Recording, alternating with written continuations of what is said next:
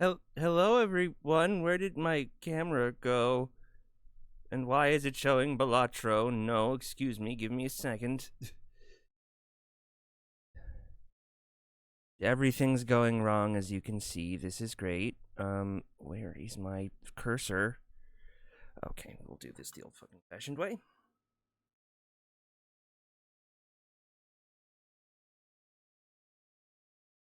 As you can see, everything's going wrong. I don't know why. It's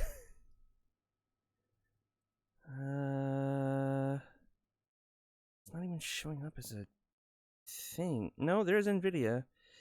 Properties, deactivate, activate again. There we go, perfect.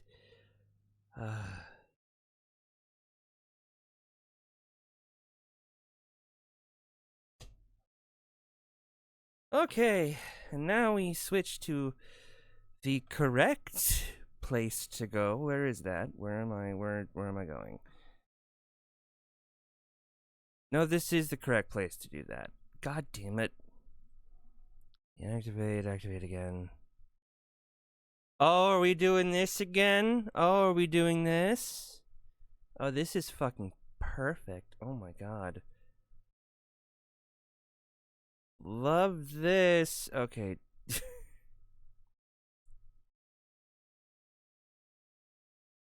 Make sure a few things here. Anyway. Okay, yeah, just bear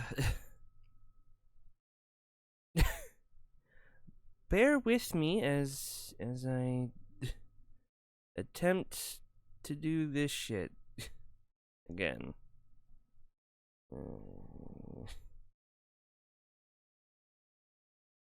Okay, video capture device. One. Okay. There we go. What the fuck?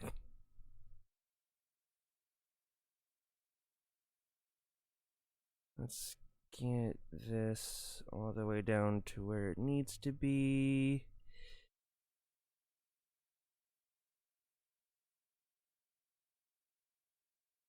Perfect. And then we'll transform by... Where is the transform? There it is. By fitting to screen.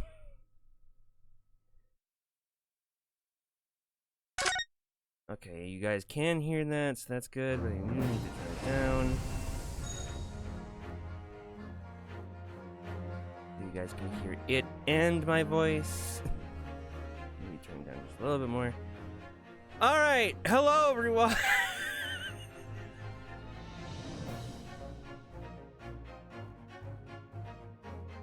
Man, great start to the stream today. I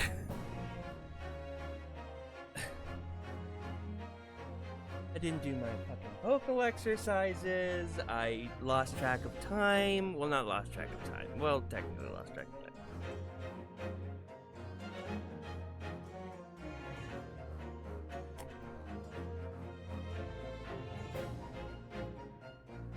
Had to get everything set up in a hurry. I haven't eaten lunch. Good times had by all.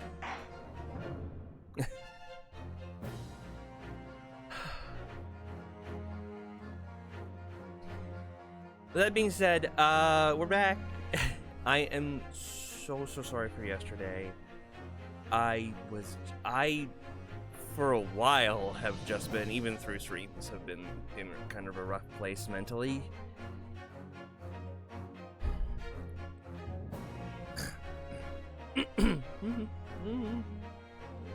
I'm really trying to get the voice.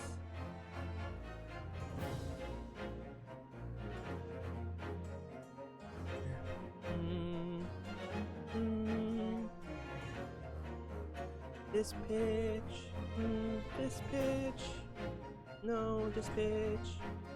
I can do this pitch. Perfect. Okay, so yeah, I've been in kind of a rough mental spot. So,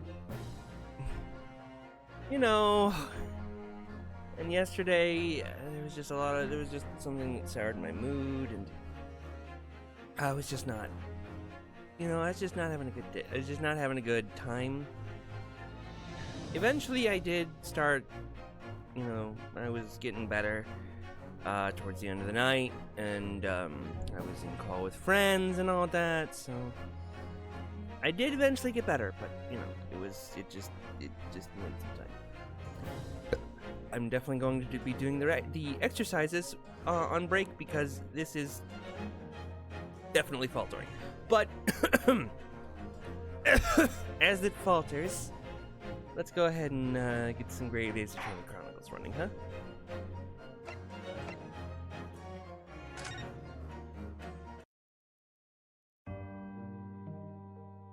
Ah yes, we ended on this. His horrible history. How did the room's horrible history affect you, Mr. Natsume? What happened? At first, it was just a feeling. The feeling of beady eyes boring into my back, watching me. Do you think that might have just been your mind playing tricks on you? No. My mind doesn't know any tricks. It was someone else. It's been one long nightmare ever since I was given the keys to the place. A nightmare? You've been having bad dreams, you mean? All the souls who died in that room lean over me in my sleep and try to strangle me. That really is horrible. And now I come to think of it, it happened again last night too. The very same night that Mr. Shamspeare was writhing in agony from the prison in his body. I was on the verge of being suffocated silently by those miserable spirits in my room. You simply must move out to that room as soon as possible. Yes, you're right. I know it, and that's why I'm already searching for the next room with a history to call home. Wouldn't you want a room without a history? I think perhaps you should try to avoid accommodations with any kind of history at all. Susato gets it. Otherwise, I'm scared that you yourself may become history. Phew. Susato knows how to make a man listen.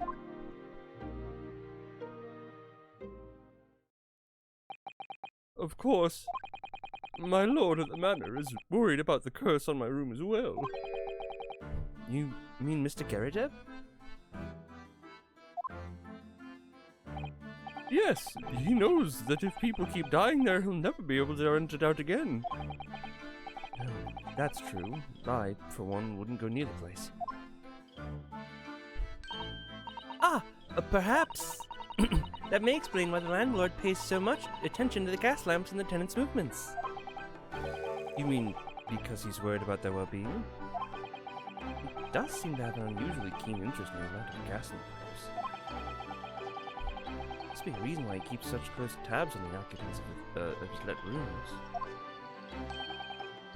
What do you mean he pays so much attention to the gas lamps? Oh dear, no, it's nothing to do with you, Mr. Natsume. Please forget I said anything. No, now you're talking about me behind my back as well. No. What's important is that Mr. Shamspeare isn't in fact dead at all. And once he's come around, he'll be able to tell us what happened. We'll be able to get you released. Oh yes, please, I do hope you're right. Excuse me. Oh, here we go. Inspector Gregson. I couldn't help overhearing what you just said. And on that note, I have some good news and some bad news. Oh? Oh? Which do you want first? Always, every time, the bad news comes first. When hope is all you have, hold on to it. That's my guiding principle. Right, well in that case, good news it is. Huh? Sorry, it's just a lot easier to explain everything that way. And why did you ask? And why did you have to see, there we go. As you might have heard, victim Mr. Shamspeare is was just unconscious. He's come around now. Yes, we saw it happen in all its terrifying glory. Still being treated at the doctor's, but we've managed to get a written statement from him already. Oh, isn't that wonderful, Mr. Natsume? Oh, thank goodness. It's all over then. I can leave this somber cell. Sorry, no. It's not in the cards. What? Why have a not, Inspector? Mr. Shamspeare has implicated someone as being responsible for what happened last night. Oh. And who else was in the goddamn house? It was goddamn Soseki. Implicated someone? Oh dear. You don't mean... Sorry to say I do, yes. Point the finger at you, Mr. Natsume. Ah! By sweet poison did he seek his to end my life.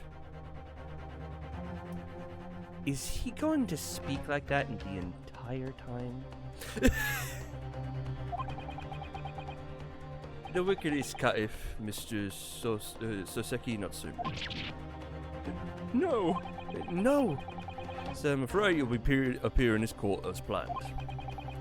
You'll be wanting to make the necessary preparations. No!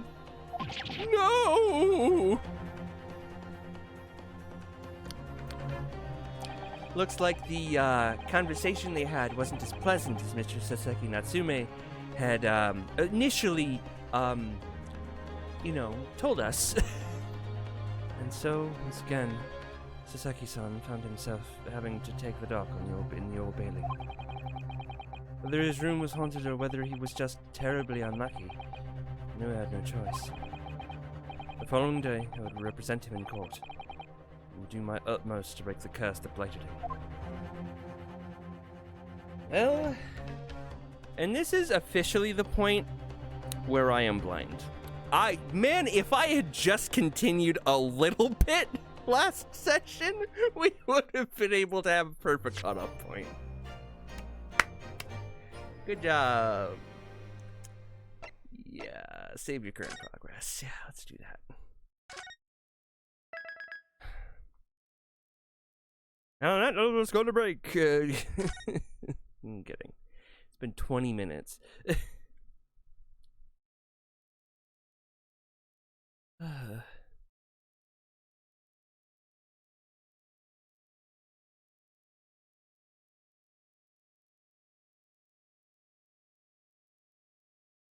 Sorry.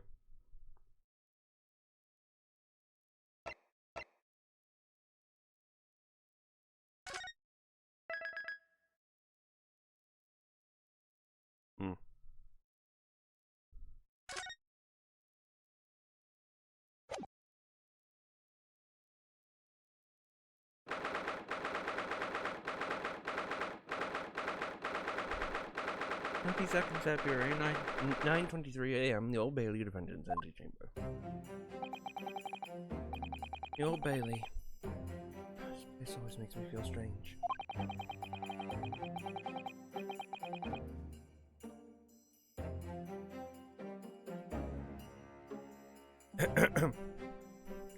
Seem to get chills down my spine and break out in nervous sweat all at the same time. Just like your... Sorry, there's a moth. It's flying around my face. It's alright. It's still going. But it's going away from me, so I'm good. But anyway, just like your long ancestor, your predecessor, one of your many predecessors down the line, Phoenix Wright. Oh, by the way, if you don't know, Ryunosuke Naruhodo is a long, long ago ancestor to Phoenix Wright.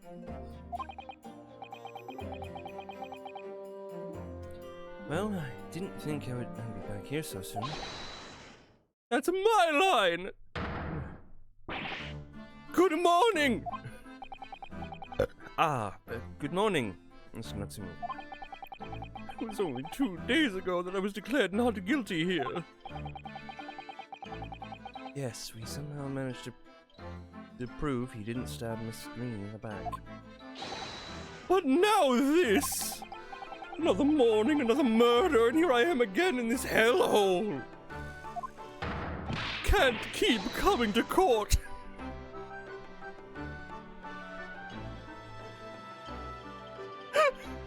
Can't keep coming to court.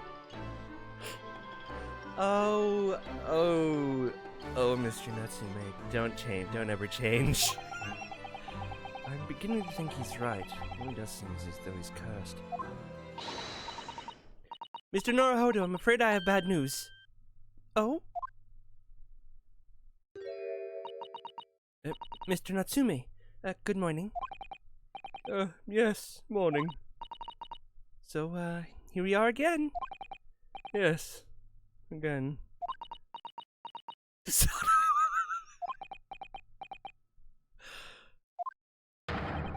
Judicial Assistant Miss Mikatomo Esquires, what's the bad news? Oh, dear. You heard, did you? You did just kind of barge in saying, I have bad news.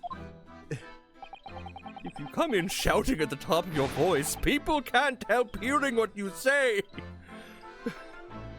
Believe me, I know that all too well. Oh, I am sorry. You've done nothing wrong, Mr. Soto. No, what is it? Well, it seems that the prosecution is in today's trial.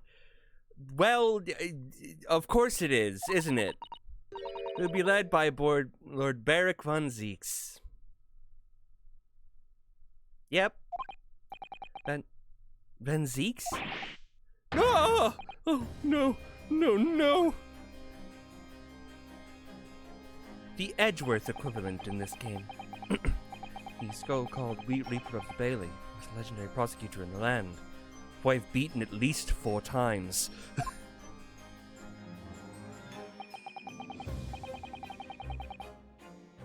The trial 2 days ago, we pursued Saseki and I relentlessly. Of course, by the skin of our teeth. We managed to pull through, but still.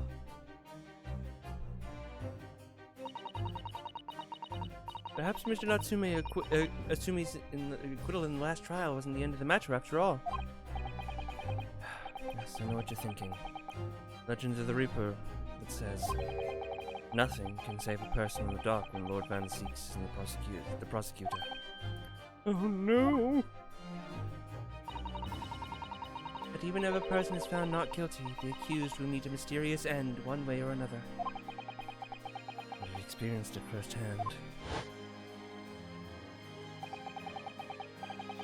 Man successfully defended, met the most terrifying end after his acquittal. Right here in the Old Bailey. He did, of course, deserve it because he was a monster, but he did just kind of die in a fire right afterwards, so...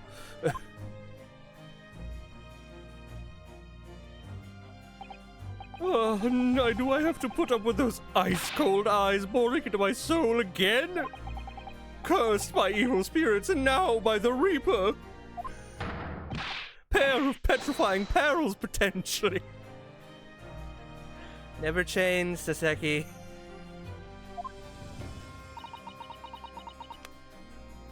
And if it's potentially, at least you appear to have hope, Mr. Natsume. Locum student Mr. Naruhodo Esquire! Yes?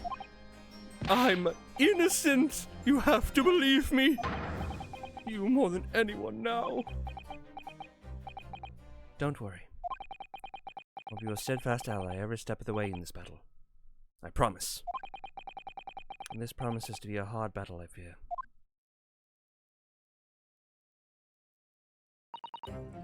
Well,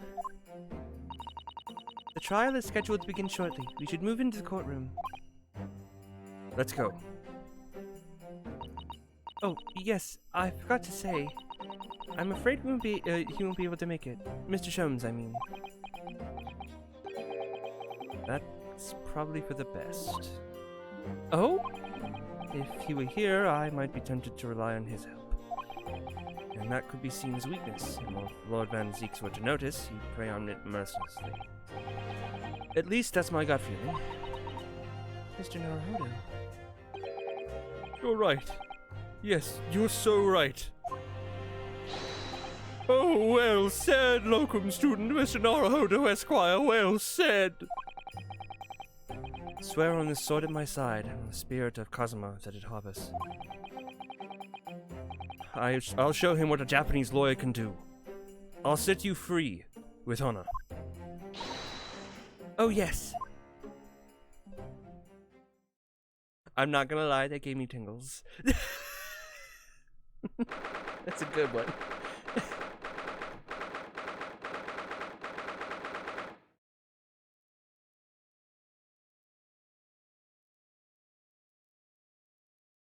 No, okay.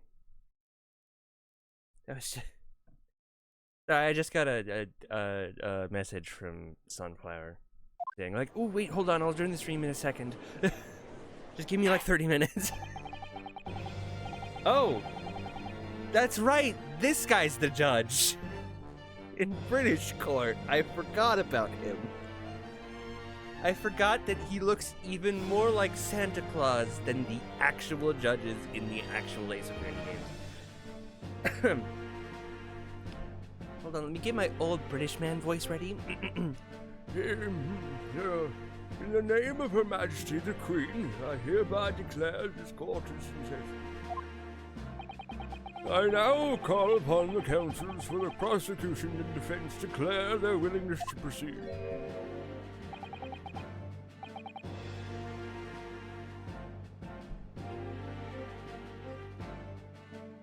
Is he a fucking vampire? I thought we were fighting Van Zeeks in court, not fucking Dracula. Come I just finished fighting Dracula, technically. In Aria of Sorrow. Why do I have to fight Dracula again? Oh, by the way, I beat Aria of Sorrow. I actually am at 3 games, so I'm probably going to buy a game next paycheck. I don't know what. I'm trying to settle on a few of them, like buying Blink's the Time Sweeper from eBay, or buying even more Castlevanias with the Dominus collection, or even just something else entirely. Maybe another roguelike to add to the wheel. Anyway, the prosecution is ready. The defense is ready, my lord. Readiness for the trial, my learned Nipponese friend, is not what the defense needs. What you need is readiness for your inevitable defeat. Both have swords. Is there going to be a duel in this game? Did we duel last game? It's not just in my imagination. Really there. Lord Van Zeeks has such an animosity towards us Japanese for some reason. Yeah, he's probably just racist.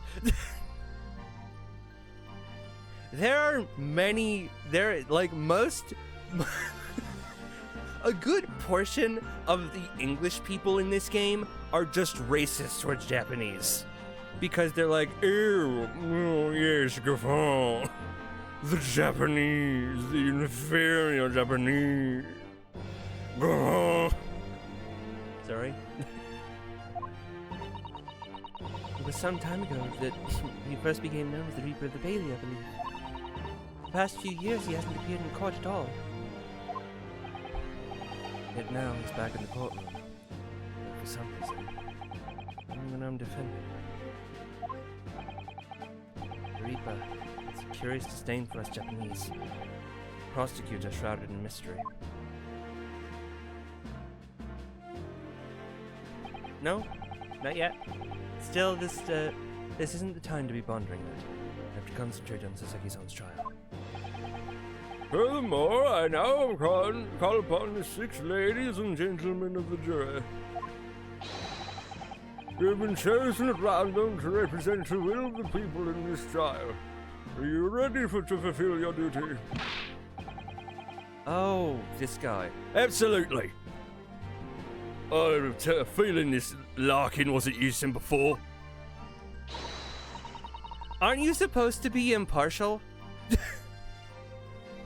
I must say, I feel especially ruthless on days when my hat refuses to sit right. Oh, well, I rather like how you're wearing your hat. That's, think the ruthless looks very fetching, actually. Oh, good. I need to be somewhere at 10 o'clock. I have a very important meeting. Let's make this quick. Oh, this guy. I couldn't agree more. I'm gonna take 5 bob tonight. The missus will go through the roof. Oh my lord. Oh, may the Lord show us all the light here, and lead his flock to the righteous verdict.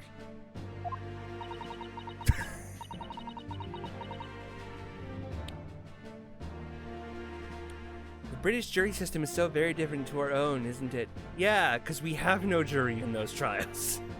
It's just the two of us. It's just the prosecutor and the defense lawyer. You know?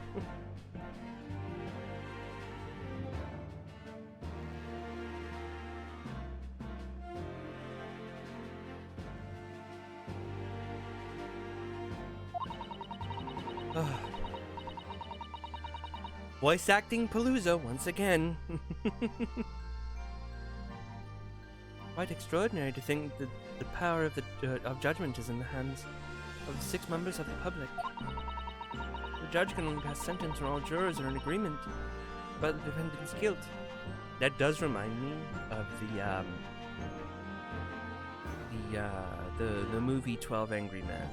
It's a very good movie. I do recommend you watch it. It's black and white, but it's a very good old movie. They parodied it in Family Guy. It's so good and also recognized. 6 citizens of London chosen at random. Or at least, that's the idea.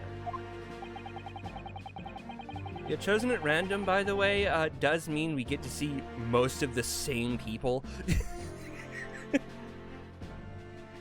Notice that one guy said, I knew this guy wasn't fucking guilty, wasn't innocent beforehand. And yeah, that's because he was present at the exact same trial, the trial for the exact same dude. Prosecution would draw to attention the fact that the accused was on trial here but 2 days ago. Accordingly, where possible, the same jurors have been asked to return to duty today. Ah. Why? I guess just in case we do bring up stuff from the trial of that day, I guess. That makes sort of sense. Very well, let us commence the trial. Lord Van Zeeks, your opening statement, please. Ladies and gentlemen of the jury, it is not the intent of the prosecution to cast doubt of your past decision. However, the innocent verdict afforded to this eccentric Nipponese before has had dire consequences. Dude, he didn't die. He was just poisoned. He almost died.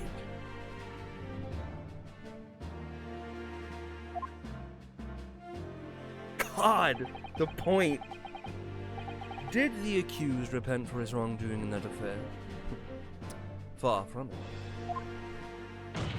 it. Instead, he used his freedom to perpetrate a most blood-curdling crime. Namely, that of the attempted murder of his neighboring lodger, an innocent Englishman. Innocent. To explain the circumstances of the crime, the prosecution calls its first witnesses to the stand.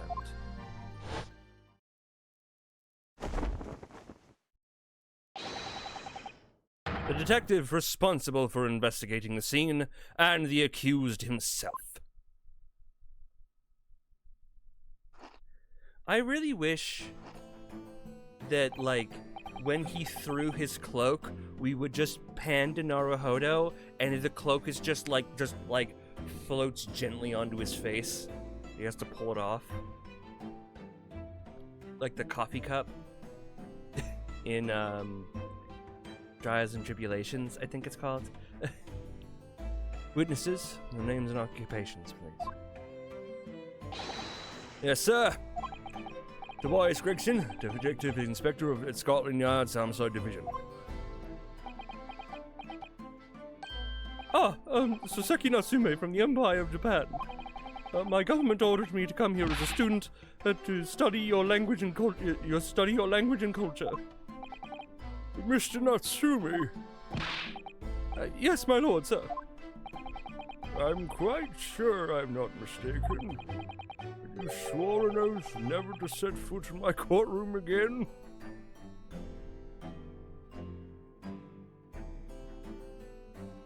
It's not like he intended to. His intention was to stay out of the courtroom. He just can't catch a fucking break.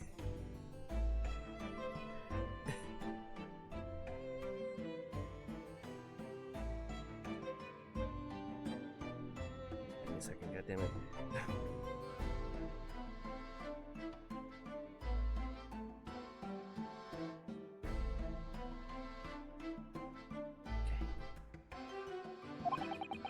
I remember it as if it were yesterday. Well, it was 2 days ago, Your Honor. The day before, in fact, my lord. Close enough. Believe me, this is the last place I want to be. Inspector, let's hear from you first. Explain the case to the court. Right you are, sir.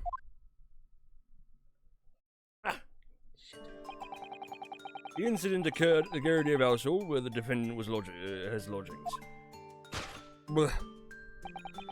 In the ground floor room of the victim, Mr. William Shamspeare, the defendant has already admitted to visiting the victim on the night in question. Mr. Shamspeare collapsed in his room as a result of poisoning by strychnine. Found the following morning when the landlord suspected something was wrong, broke down the door.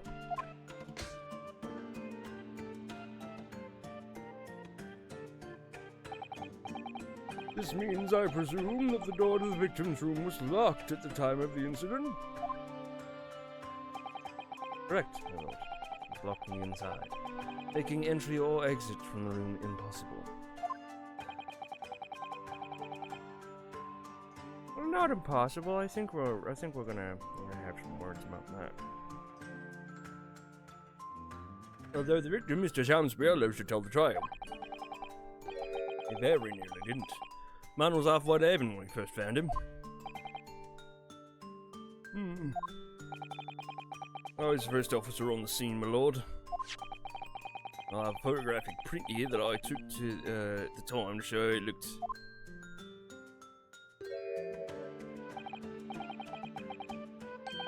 Yes, chilling scene indeed.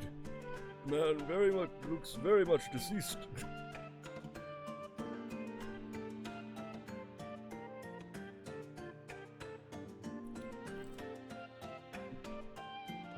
Basically. Yes, quite. That is a dead body.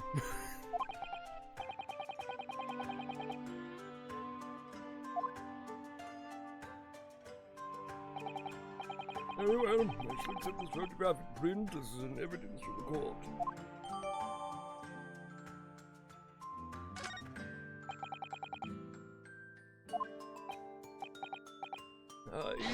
Yes. As the defendant, do you have anything to say at this juncture? They're haunted. Haunted by evil spirits. Good gracious, what's haunted? My lodgings! It's been a whole series of strange happenings in my lodgings.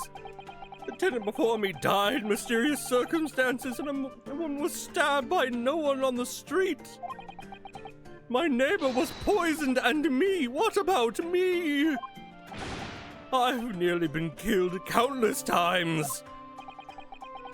Killed, Mr. Natsume? How? Even on that fateful night it happened. When I returned from Mr. Shamspeare's room, I lit my gas stove, climbed into bed. Oh, that's right, because you would... But before long, the stove went out, and somebody tried to kill me. You must always extinguish all fires before retiring for the night, Mr. Natsume. But it's so cold. My runny nose would freeze. The point is, I didn't poison my neighbor. I didn't poison my neighbor. Oh, why am I being accused of this? Why is my existence so cursed? Thank you, witnesses. I believe I have a reasonably clear picture of events. If I could raise one more point, my lord. One more conclusive point. Conclusive? Go on. Fortunately, the victim, Mr. Shamspeare, has regained consciousness after his ordeal, and he has named the true culprit. The poison consumed by the victim was administered in a cup of tea he drank on the night in question. Tea, my lord, that was brought to the victim's room by the accused. Accused? Good grief! Order! Order! Yes, that's the crux of the whole case. Seki-san's innocent. Then why has the victim accused him? Well, Mr. Natsume, whatever you say to this accusation? That evening, yes, I did take some freshly brewed tea with me when I visited Mr. Shamspeare's room as a gift. The public water pump outside always freezes at night, so I boiled water especially to make it. And this is the result. Never will I touch tea ever again. The public pump was frozen, you say? That's not information we've heard before. That will do, thank you. Now, according to our laws, the defense must have the opportunity to cross-examine the witnesses at least once. Therefore, I call upon these witnesses now for a formal testimony. I presume the prosecution has no objection. None whatsoever. Good. You will give your account on the events of the night in question to the court now. Yes, my lord!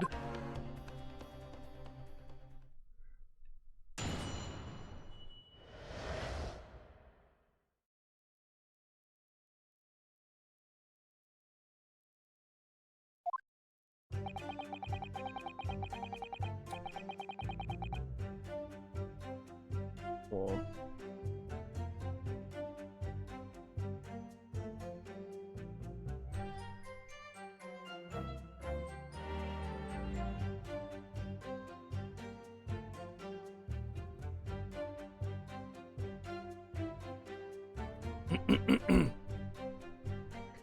It was around 9 o'clock that evening when I visited my neighbor and I took some tea with me as a gift. We had a heated, alive literary debate over a nice, hot drink, after which I went back to my room at around 11. Oh, my tea was completely harmless. He couldn't have locked the door behind me otherwise, could he?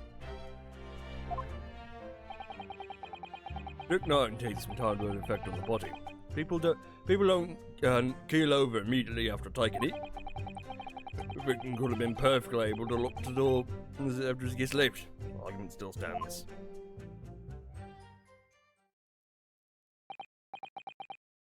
Yes, I see. Seems relatively straightforward.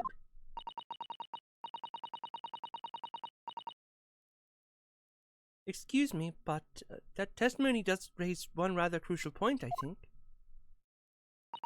Mr. Natsumi claims his tea to have been harmless. Presumably, though, the teacups have been examined for traces of poison, haven't they? Why didn't I think of that? Well, as it happens, no. They haven't been able to.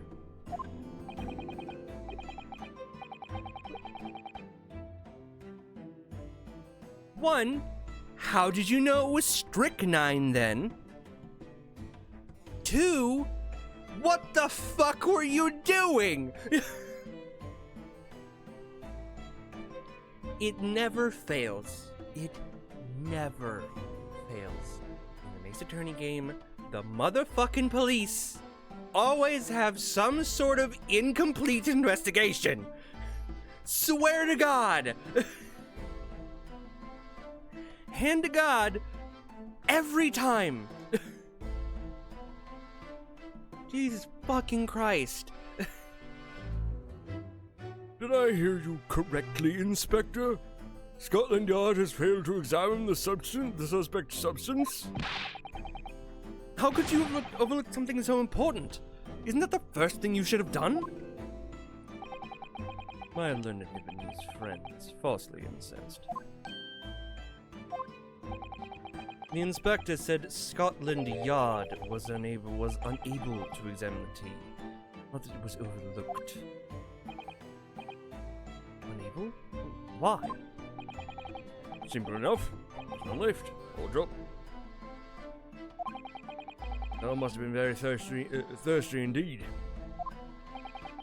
With current scientific techniques, it's not possible to detect poison under such circumstances. Why, we only need a drop. One drop does actually have to exist. Funnily enough.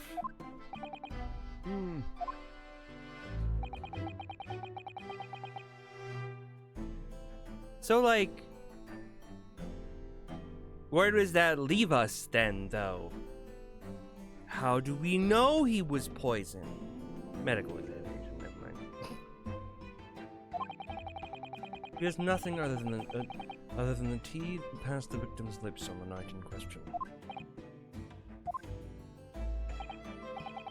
I see. Thank you. The matter is clear. Cast your eyes over the jury, my learned friend. What? You could see it in their faces, I'm sure. Recognition of the accused's guilt. Client's fate is all but sealed. In mere moments from now, you will lose, and your compatriot will be damned for all eternity. That's right. I feel all 6 of the jurors looking daggers at me. There it is! I can't let them beat me down. I won't. Counsel for the defense. Proceed with your cross-examination. Yes, my lord.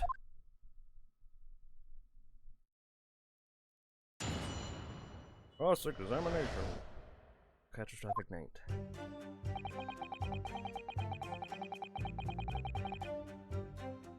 Before we do anything, I want to see what we have. Crime scene photograph. You have the pair of teacups. Okay. Torn off the envelope. Cheap bar of soap that was discovered just outside the Shamspeare window. Those 2 that were found there. Here's my street map, and a book receipt, and my armband, of course.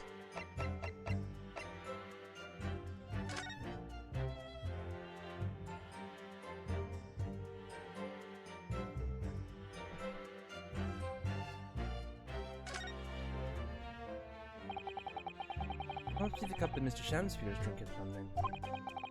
Named on the inside. Well, he does that, I'm afraid. Even green tea. Does it do that? The rim? The circle around the rim? Oh, really? Never noticed it before. You've never noticed? I never leave the cup long enough to have to leave a mark. I like to gulp it down. Drink it while it's hot. That's the Japanese way, isn't it? Oh dear. There many people seem to have the wrong idea about our culture. Most of them are Japanese.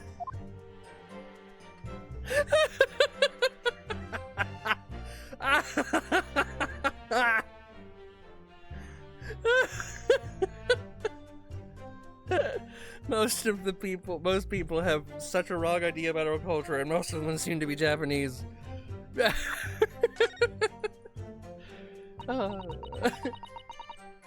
The tea from which Mr. Teacup and from which Mr. Natsume was drinking. Yes, unlike the other one, the inside of the cup is completely clean. Suppose you must have drunk the contents before the tea had a chance to leave a mark. I always go put down too.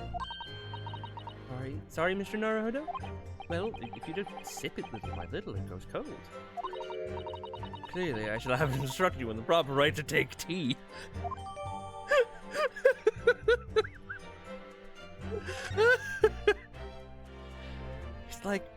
She's like, Mr. Naruhodo.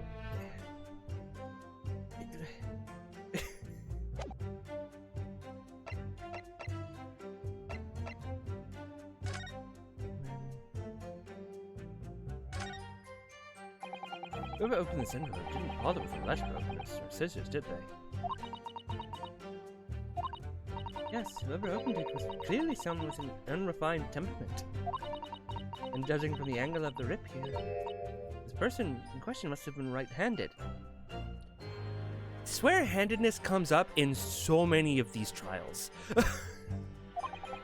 Mr. Sato, I think perhaps someone's been reading too much of the adventures of Sherlock Holmes.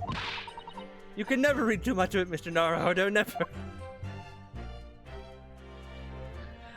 I can stop any time I want, Mr. Naruhodo.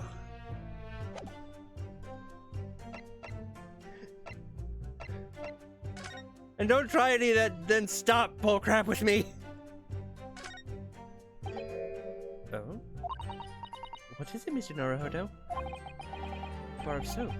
When we first found it, I could have sworn some sort of round disc under depression. Just here, a reddish one. Yes, you're right. I remember it too. But now the depression is completely empty. But the disc.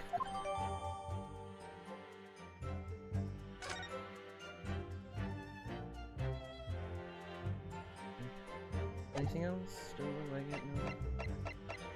These I don't think I can re-examine with. I mean, I can, but I don't think any of this is really gonna matter at the moment, and I don't think I can find anything of use in the exam. Okay, anyway. Alright, now we press. Hold it! Well, you and your neighbor good friends then? Oh, no! We weren't friends, not at all, not at all! Never, ever! A simple no would have sufficed. Then, why did you decide to pay him a visit? Mr. Shamspeare fancies himself as having great literary knowledge. As a fellow scholar of the English literature, we find much to talk about together.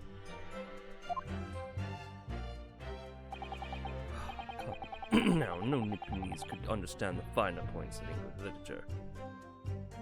And there's the racism!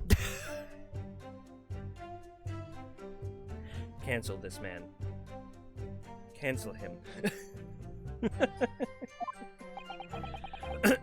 And on the night in question, that was the topic of the conversation as well, I presume. It was the day of my last trial, when I was acquitted. I just arrived back at my lodgings. I ran into Mr. Shamspeare outside on the street. That was around 6 o'clock. We exchanged one or two pleasantries, but it soon turned into a heated discussion. He was on his way out at the time, though. So I promised to visit his room that evening at 9 to continue our debate. But did I have any intentions? No, not one, not two, not any! Not at all! Never, ever! A simple no would have sufficed, I feel. Then tell the court what did happen when you visited the victim's room.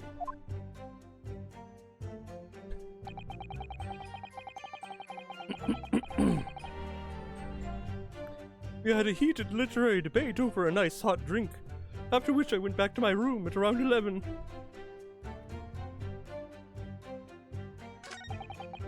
Oh, wait. Oh, oops. I have to press. Come on. Hold it! It's my wrist hurting.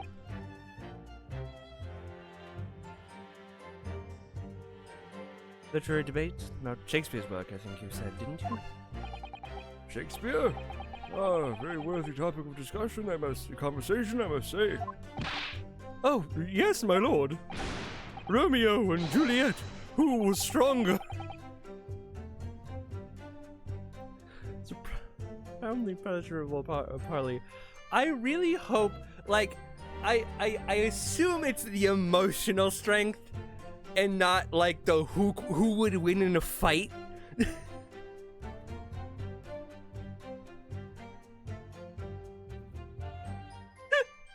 Because that's a stupid topic. Emotional strength, yes. Who would win in a fight? Romeo and Juliet? Who was stronger? I know I'm going to regret asking this, but how did the debate go? Well, we both agreed that we would reach a conclusion more quickly with a reenactment. So we battled it out in a Greco-Roman style, naturally. So it was who was fucking physically stronger who would win in a fight. Why? Who would read Romeo and Juliet and go, out of those two, who would win in a fight?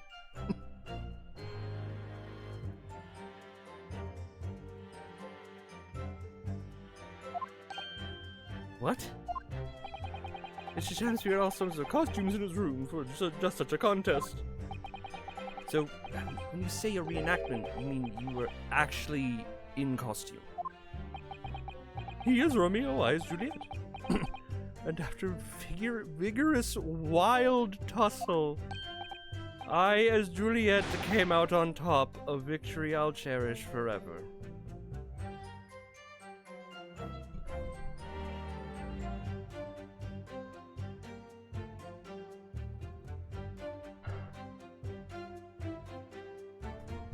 You know what this is, Ace Attorney game. Stupid shit like this happens all the time. I dare not imagine the terrible scene of carnage. The fact remains that it was you who prepared the tea and took it to the victim, correct? I boiled the water in my in my room and made a pot to take with me. I heard that it was too poor to leave. He was too poor to have tea himself, you see. True, there's no sign of tea leaves in the man's room. Looks like he was only eating bars of soap. I wanted to do something nice, to be friendly. So why is everyone looking at me with such suspicion? My tea was harmless, of course it was. Do you have any basis for that statement, Witness? Witness? Shish.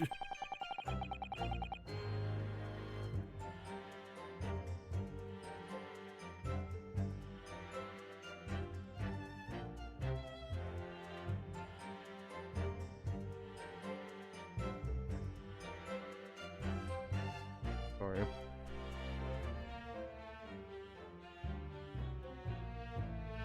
I'm a hungry woman. It's back.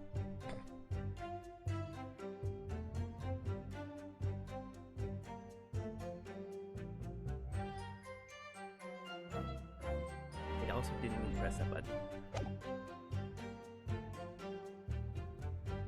Looks like Tom's going away.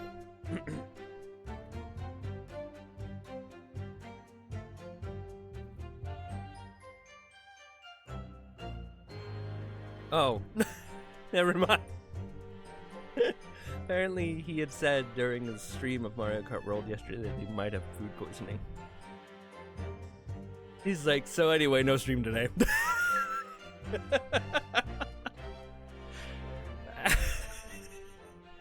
I haven't been watching anything on Mario Kart World. There have been a couple of clips here and there, but I kind of want to experience the game for myself. Oh, oops.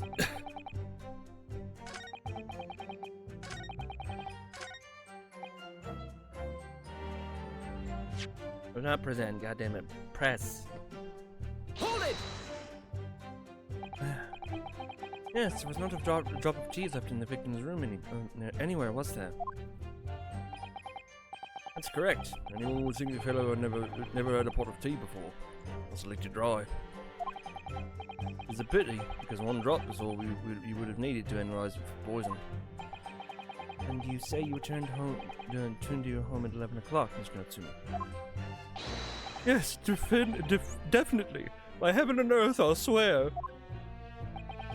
Landlord was able to verify that as it happens. Confirmed that the defendant went back to his room at 11 that night. And how is the landlord able to attest to this? He, said it was the lamps, I believe. The lamps, Inspector? When tenants return to the room and start using gas, the lamps in other parts of the house flicker. Yes, Mr. Garrideb seems to pay a lot of attention to the comings and goings of his tenants. There's only one key to Mr. Shamspeare's room, I know that for certain. He must have locked the door himself from inside his room, and then swallowed the key because we have not found the key yet. Victim has confirmed that would be the case, yes. So I'm right, my tea was harmless, completely harmless. You take poison, you die. Everyone knows that. Which is why he took poison and is still alive. Wait. Not that simple, I'm afraid. Oh, what do you mean? Strychnine takes some time to inflict on the body. If you don't keel over immediately after taking it. Hold it! Yes. How long does it take for the symptoms to appear then? Well, the coroner is speaking to the yard. About 30 minutes after the poison is consumed. The victim suffers by convulsions, cramp and stiffness.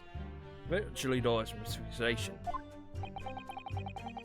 There's a 30-minute interval between the poison when the poison is ingested and the onset symptoms. There can be a lot of different types of poison in the world, that's for sure. Oh dear, death by poisoning again. Oh, it's so awful. And then you get to experience it again, Susato, later down the line.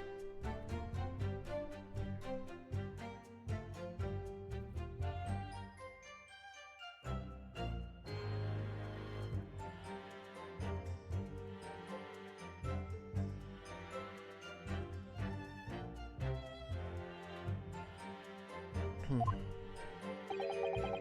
30 minutes is a long time. Certainly long enough for the victim to have locked the door behind the accused after he left. You can't deny that. Further degrades Saseki-san's alibi. I have the medical report from a doctor who examined the victim here, my lord. Spells it out already. Accused is the only person who could have done it.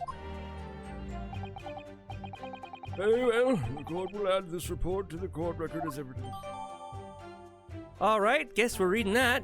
Report to the Scotland Yard medical officer obviously mentions the poison as well as other details gleaned during the police investigation. Oh, yes, I see it here. Delayed onset of symptoms. Great.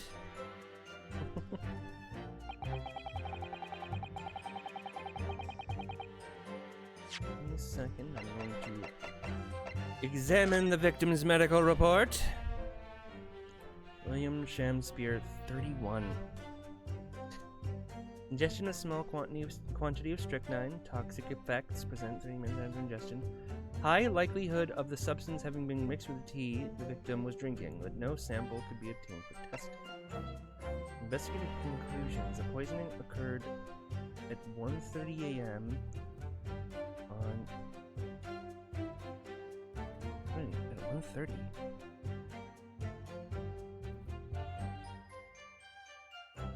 Poisoning. He was Yeah, no. Is it still here? God, fuck. Jesus Christ. Bugger's fast. Anyway, so yeah, he would have been out of the room by that point. Assessed from the victim's pocket watch that appears to have broken when the man collapsed after the delayed onset of symptoms. So, here. If the poisoning occurred at 1:30 and it takes 30 minutes for the poison to take effect, that in fact means that he would have taken the poison at 1 o'clock.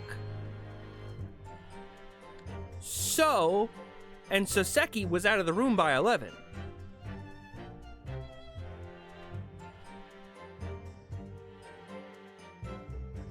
That's from the victim's yeah, no ordinary recording was found at the scene. So,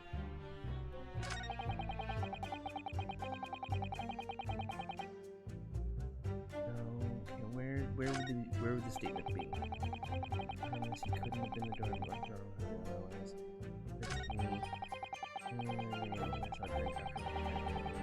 at around 11. Present fucking victim's medical report. Objection!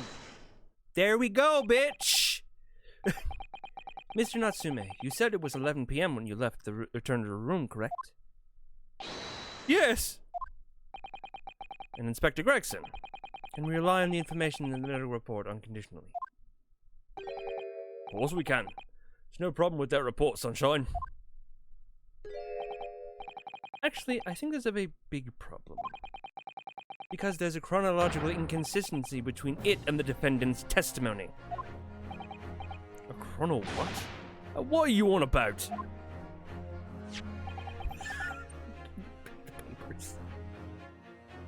According to this report, the victim must have consumed the poison at around 1:30 in the morning. And yet, Mr. Natsume left the victim's room at 11. Ah! Yes, that's right. There's more than 2 hours of missing time there.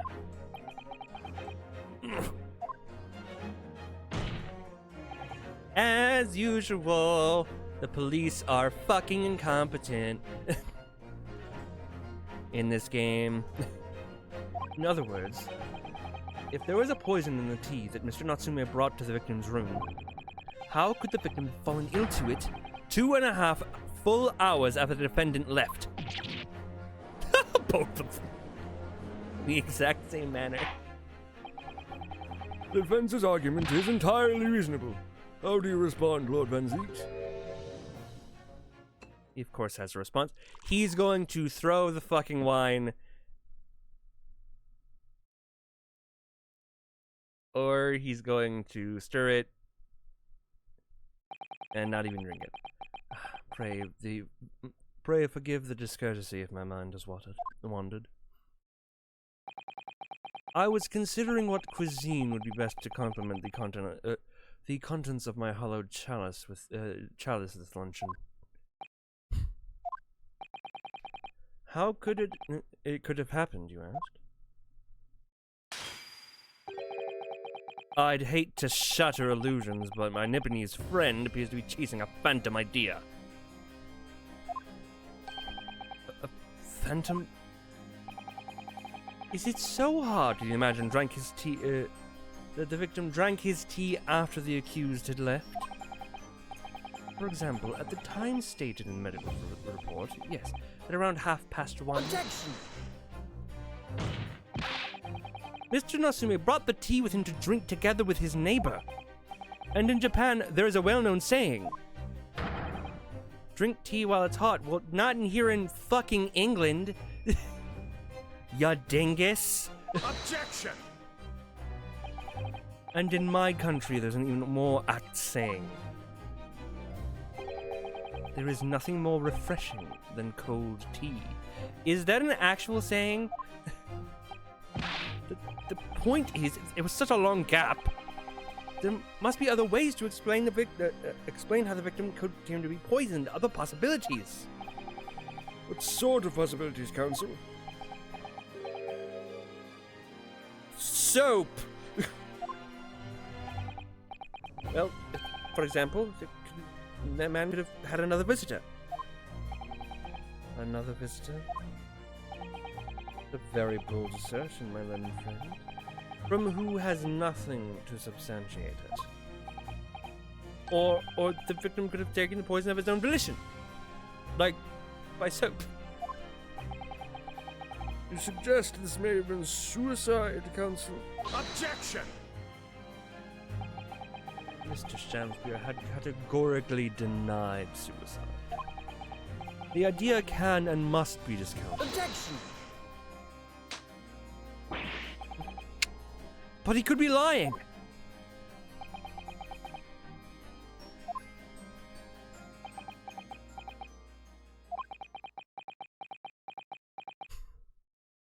Very good point. I must ponder it. Something wrong, Lord. There's something wrong, Lord Van Zieks. I was listening to the sound of the carriage pulling up outside the courtroom. Pray forgive the discourtesy. Carriage? What carriage? It would seem that the key player in this case has just arrived.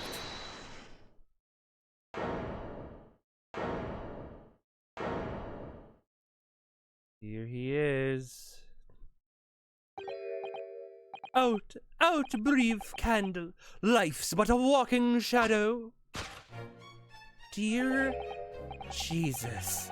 A poor player that struts and frets his hour upon the stage, and then is heard no more.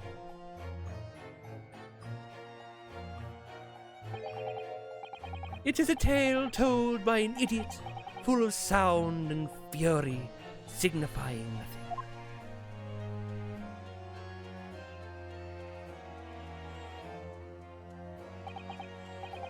Who, sir, are you? William Shamspeare, my lord.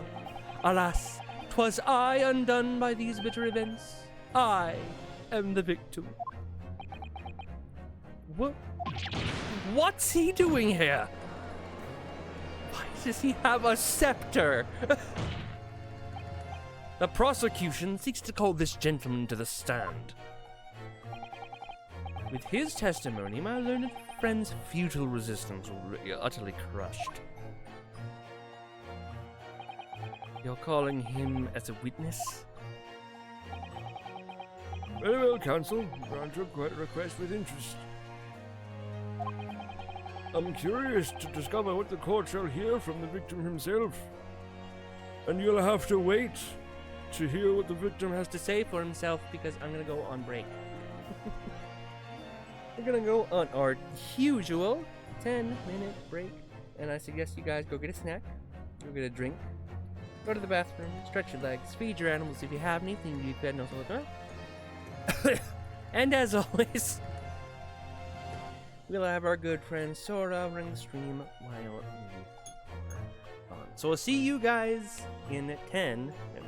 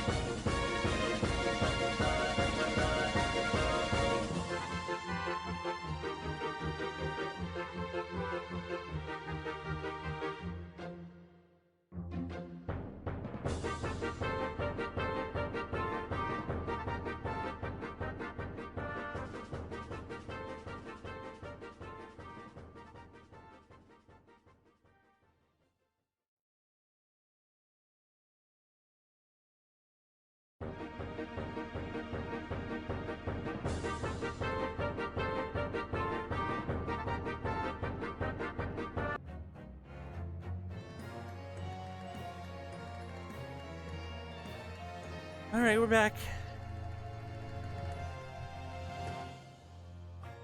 So let's see what the court shall hear from the victim himself. Oh God! I'm gonna treat this like a performance. Happy am I, Shamspeare, to regale thee with the tale of my woe, my lord. But I still have my own tale to tell. My own tale of worse woe. I can regale the court of the tale of my perfect innocence in perfect English. Will do, Mr. Natsume. Now let the court hear from the victim.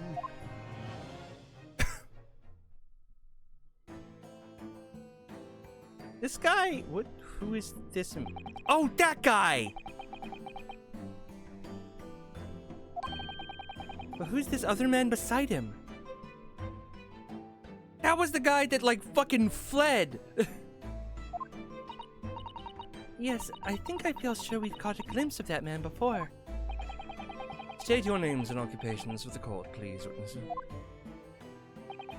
A writer of words so sweet they do scent the breeze, an inventor of ideas so profound they compose the earth. The unrivaled poet, the unmatched scribe, William Shakespeare. Were the great bard to be recalled to life anew, lo, what a magnificent man. A good fellows, I am he who ponders such a miracle. William Shamspeare. Oh, name's, Meter Man. Adrian B. Meter Man. I work for the Altamont Gas Company, East End Branch office. Ah, I remember now. It was yesterday on Briar Road. Oh yes, she's right. It's him. Oh, what's this? What's that man doing over there? He's trying to see into Saseki-san's lodgings. Is something wrong with Tsunoda? Excuse me? We have a word? Ah. Bye, bitch! He's fucking gone. Yes, we spotted him outside Mr. Garradep's house that morning. And he's a gas company employee? What does he have to do with the case? So, Mr. William Shamspeare, you are the victim in this miserable affair, correct? Oh heaven, oh hell, do you command me to remember?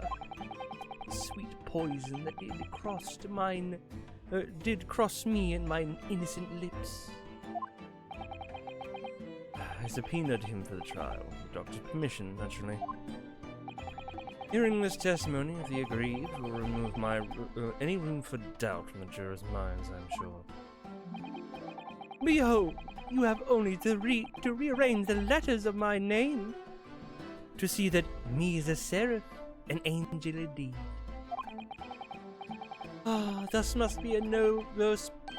be I, noble of mind, sweet of nature, and verily honest of heart, as all heavenly angels be. I hate this man already. Because there isn't a less contrived meaning in your name. No. Jurors seem to be very moved by this man, I'm afraid.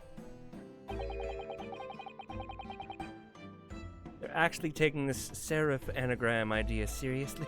Hey, what's that? Thank you, witnesses, for your illuminating introduction. But, my lord, what's the man next to Mr. Shamspeare doing here? The gas man, I mean. What? Me? Well, no. Allow me to enlighten my learned friend. You recall, I presume, your early impertinence?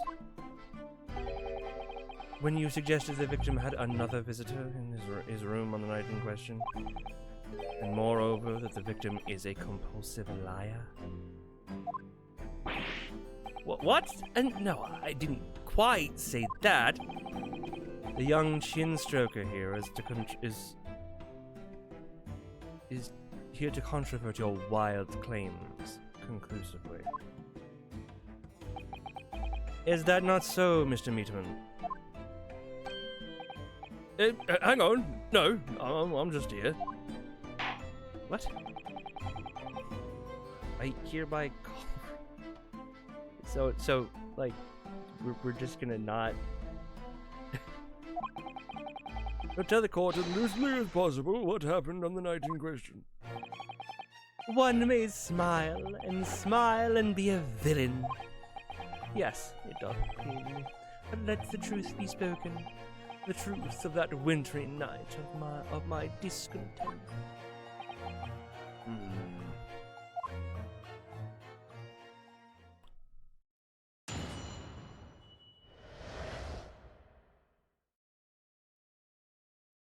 The wintry night of my discontent. The snow lay about. My neighbour did cometh in the evening, bearing a gift of tea. But merry, bitter was his drink, and when he left, I did fall prostrate on my table. 'Twas the tea alone did pass my lips that 8 hour, not else. As that side the bloke's window in the freezing cold, all right. Keeping an eye in his room. Why? No one else visits the room. But that short, round, black, round-backed Eastern pip. Now hold on a second! How would you have known that? There are bricks on the windows! That is blatant lying in your fucking testimony. Wait, what did you say? You were keeping an eye on Mr. Shamspeare's room at night? That's right. Of course, the bloke's window is all blocked up, isn't it? There's a little gap in the brick so you can see into the room. Oh, well, I guess they, just kind of poked a hole in that theory really just succinctly. I expect they're not trying to keep my teeth from chattering as I peered through it. Why, though? The question is, why? Yeah, see, there we go. Judge gets it. Judge gets it! Ah, well, yes, because he's on my list. What a piece of work is a man. Ah, wherefore wouldst thou not stare in wonderment? What are you talking about? The buzzing busybody hath not part in this play. I pray thee, pay him no heed, make no more ado about his tedious work. What did you say about me? What? Is anyone else seeing he looks like a bee? Is that? Like, just, I mean, take a look at the part here, and is that what his design is supposed to be? The scarf is like wings, and he's got yellow all over him.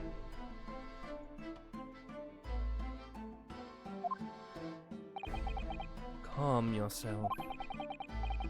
His court is concerned with what happened on the night in question. Nothing more. Indeed, that is so. And as the testimony we have just heard clearly reveals, there's no one other than the accused present at the time that could have carried out this crime.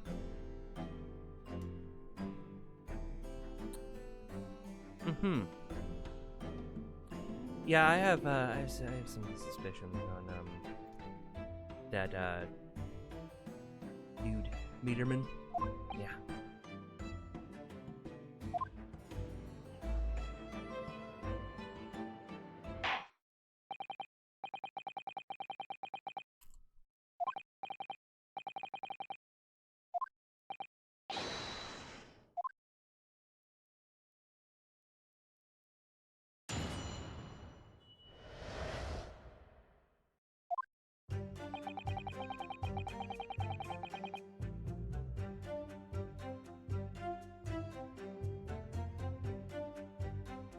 My neighbor did come in. Hold it!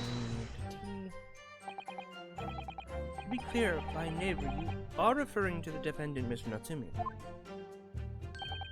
Oh, indeed, sire. Perchance thou wouldst call him the man from upstairs. That I call him the man from upstairs?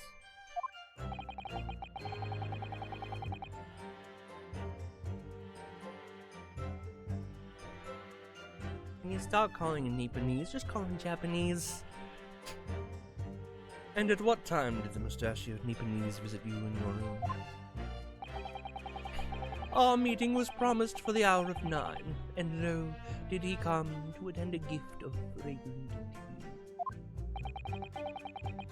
tea. Details which are in accordance with the defendant's own testimony, yes. And we were broiled in such a literary debate as history had not seen before. By which I presume he means Their discussion about who was the stronger, Romeo or Juliet. I, Shamspeare, did play the part of young Romeo, whilst my Nympha played the fair Juliet. Each of us dressed as our characters be, to break weight upon our merry experiment. I dare not imagine the scene. Frailty, thy name is woman. Oh.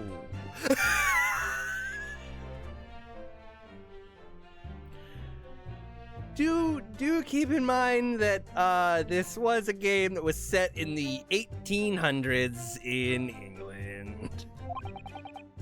Can thou imagine how dismayed I was? Yes, I had heard of the Eastern art of Jiu-Jitsu, but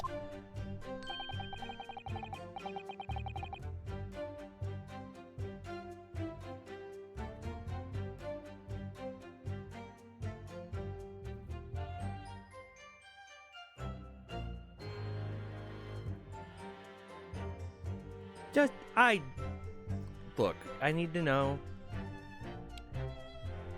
Where was it first started? Jiu-Jitsu, Brazilian or Japanese? Brazilian Jiu-Jitsu is shares root. Okay, so there is Japanese Jiu-Jitsu. Got it. Okay. Because I was like, I'm pretty sure Jiu-Jitsu is Brazilian, right? And it is, but there's also Japanese Jiu-Jitsu, apparently. I didn't know that. Ne'er did I dream 'twould be a skill practiced by the comely maiden.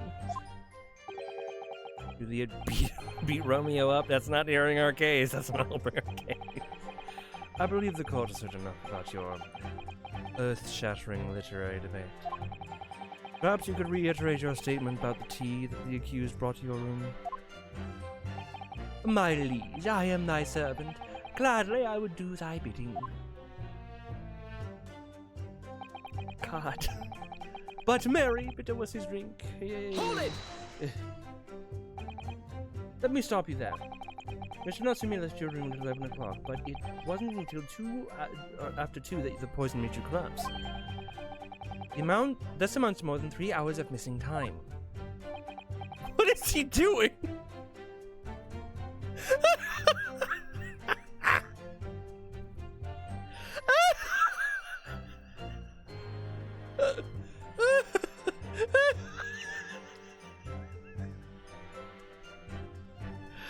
Oh my god, I need that as an emote of some kind.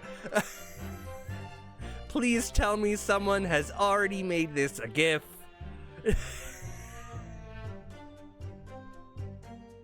Because this is amazing.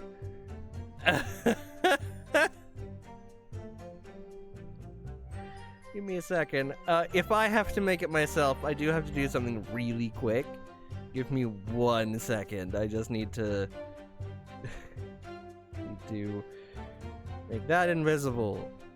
And where is it? That invisible for just a second.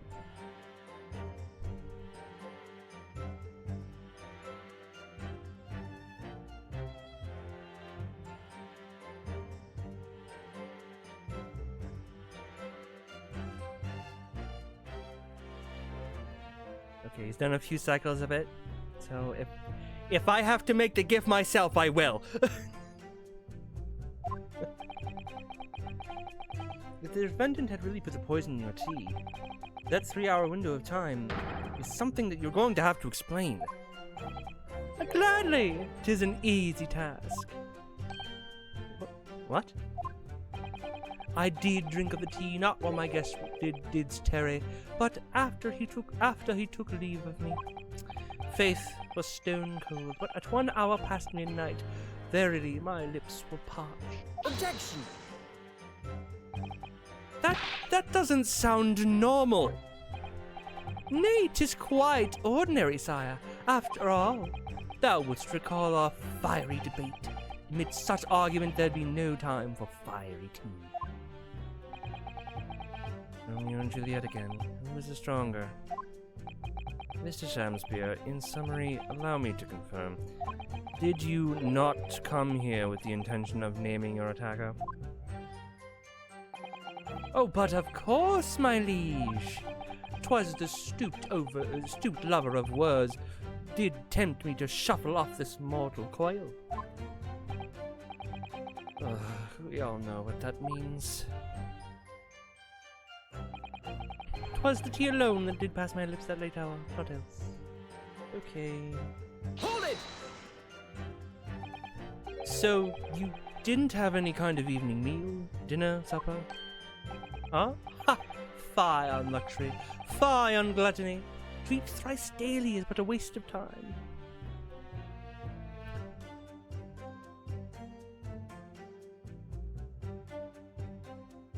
Okay. Sure. Sorry? I would that my belly were full. No more.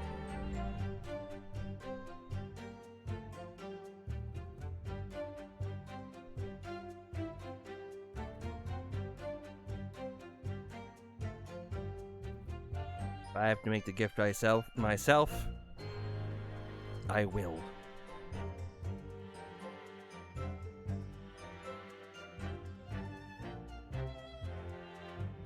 We'll of course do it later though. And the stream is up. As a VOD. I will of course have to search the internet to see if that GIF is... This wonderful GIF is not already available. What the fuck is going on? I would that my belly were full no more oft than the sun doth rise. Well, most heroic eating habits, I must say. Night and day I fill my house with the learned study of the great bard and playwright. Why are you doing this? What is this? And then the abrupt stop. This man is full of reaction gifs. Hence it is that there doth not in my chamber be than the costumes of mine art. That would appear to be the case, even a rodent was found starved to death in your room. God! Now that I think about it, it's not just food that was conspicuously missing from the room, was it? Is it? I don't recall a single play or script anywhere. For I have devoured them all.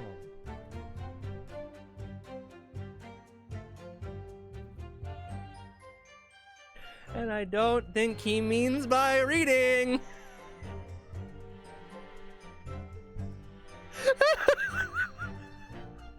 He's like, I am so poor, I write plays just to eat them. The INQC is the flavor, all the flavor I need.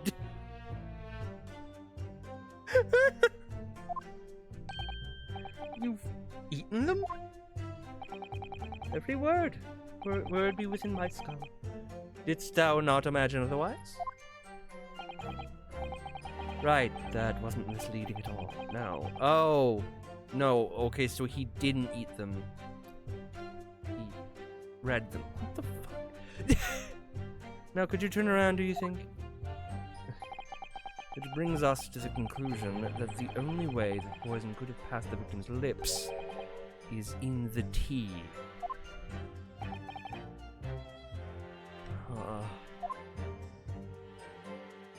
Thankfully, you guys can't hear that. My dog and my mom are having an argument.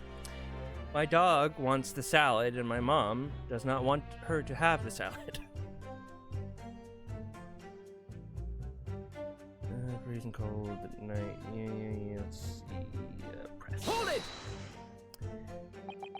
But the windows of that house have been filled in. A historical artifact of the non-defunct window tax. Yeah, right. All written up already. What happens? There's a little part of the brickwork at the bottom corner that's been opened up.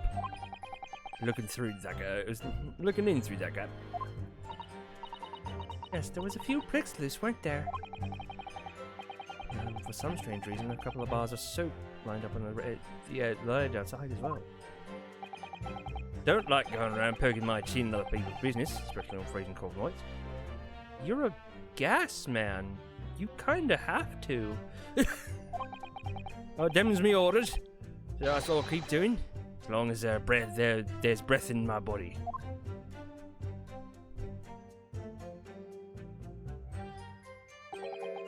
What's with all the theatricals today? Exactly. Out of interest, Mr. Mitchell, after the accused had left and returned to his own lodgings, did you see the victim leave the room at all? No, he never left. He was in the room the whole time, as far as I'm concerned. And we can therefore discount the possibility of suicide. The police carried out a thorough investigation of the scene and found no receptacle for the poison. And since we know the victim didn't leave his room, and hence didn't dispose of the poison's container himself, it's clear that this was no attempted suicide. Only the culprit could have removed the receptacle. I have a feeling I know what the receptacle was. Ah, yes. Lucidly explained, Counsel. Thank you. It really was. Can't argue with that logic. No one else visited the room but that short little round-back Eastern fellow. Hold it!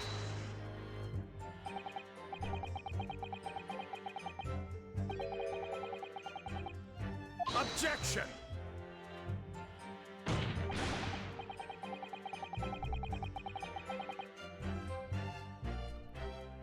I would probably say a few. Just saying.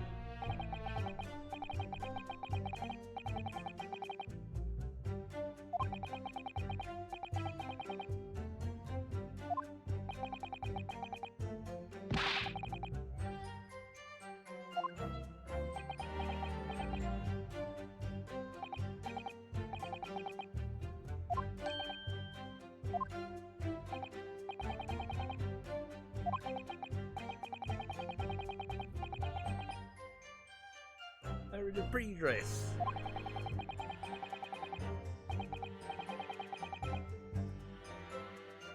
And the pair started some kind of wrestling match. Look, this is all reading with some very homoerotic subtext.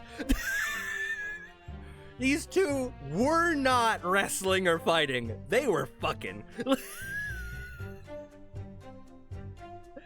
They like, come on. This is reading so much into, like, they were wrestling. He was wearing a dress.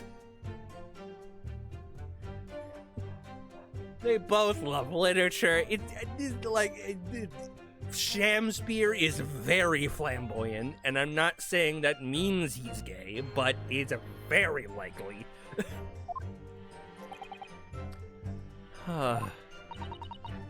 I suppose it was the Romeo and Juliet championship battle.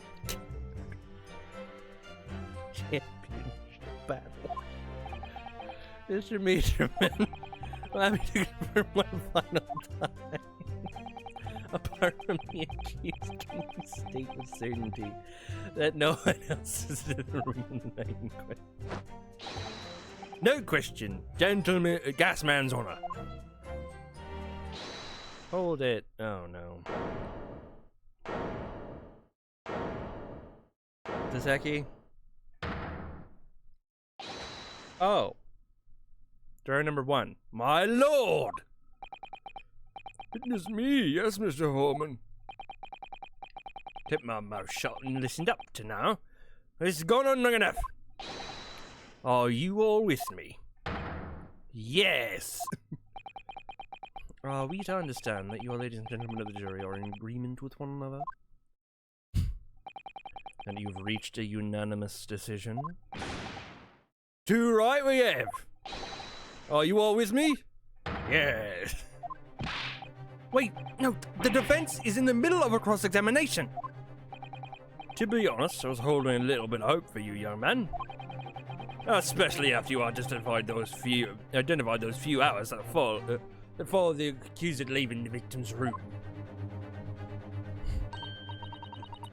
Yes, the 3 missing hours, as you put it. But in the end, what difference do they make? None, as far as I can see. And since that's now apparent, there's really no reason to delay our decision any longer. Like I was saying before, if I don't take 5 bob home at midnight, the missus will blow it up. I said. Sorry, I didn't quite catch what you said.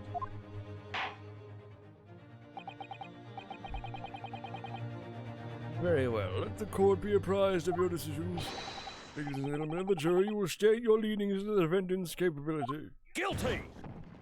Guilty. Guilty. Guilty. Guilty. Why does Guilty. Guilty.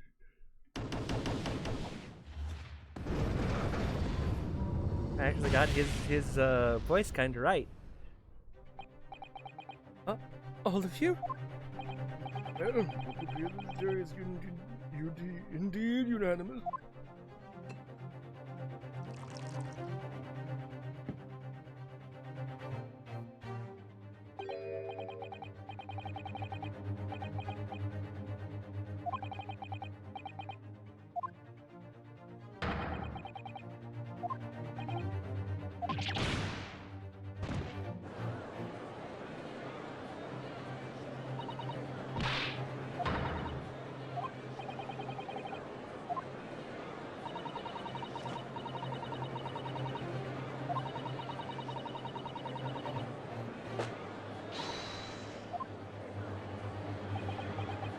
Oh yes, the chance to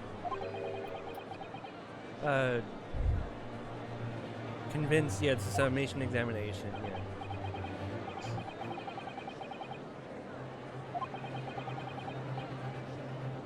We can reverse the decision of the majority of the jurors. Let the trial continue.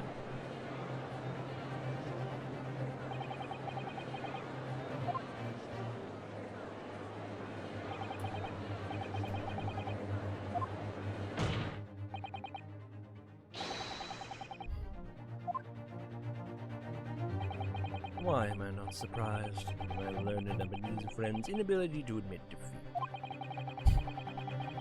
You choose to cling desperately to some archaic rule you barely comprehend instead of accepting the truth.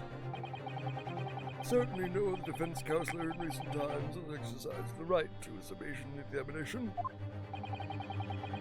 Because they all know that once the jury's mind is set, it cannot be altered. Except I've done it at least a dozen times, Van Zeeks. Did you not commit those times to memory? Did you just fucking wipe those from your mind? Oh, I'm a perfect prosecutor. All those times that I lost, gone from my memory.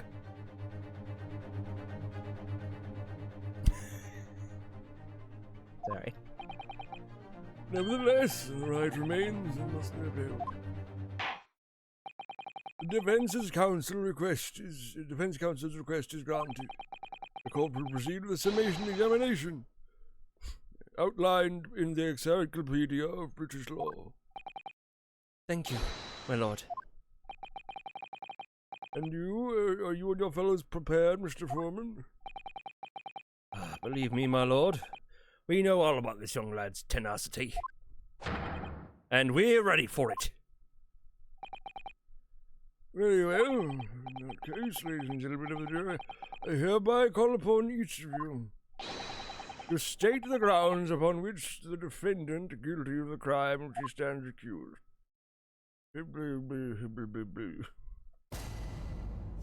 Judicial findings. The jurors' contentions. Victim may not be well off, but he's a noble man, straight up.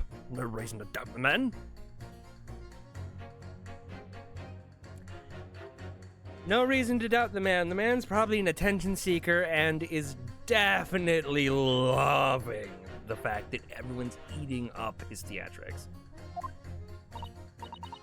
Well, I do declare the gentleman has no reason to lie. In fact, I think he's rather splendid. Let's look at the accused by comparison. He's Japanese, stoops all the while, he has a mustache, very fishy. Wow!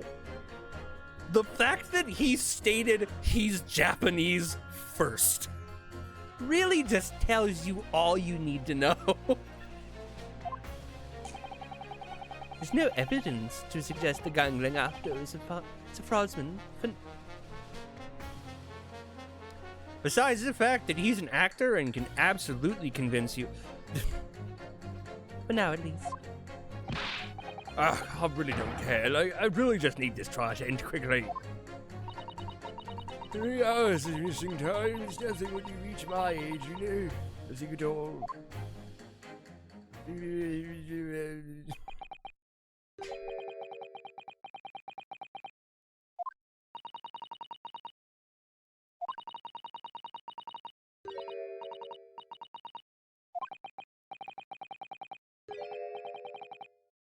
Mm-hmm. Mm-hmm.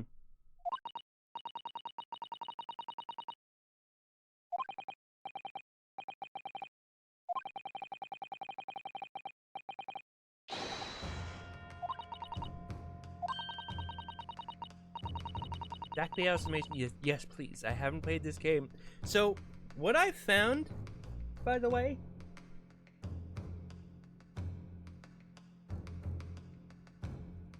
God damn it.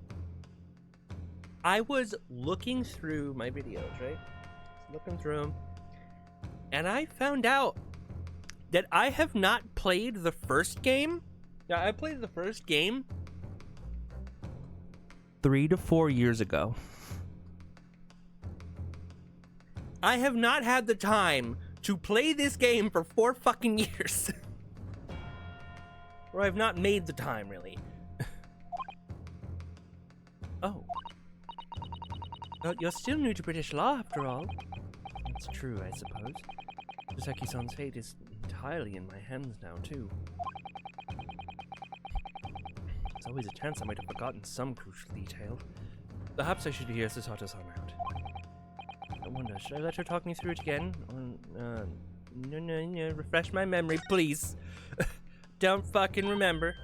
Alright, so you remember, if you remember, the key to changing the juror's mind is the things that they say themselves. Oh.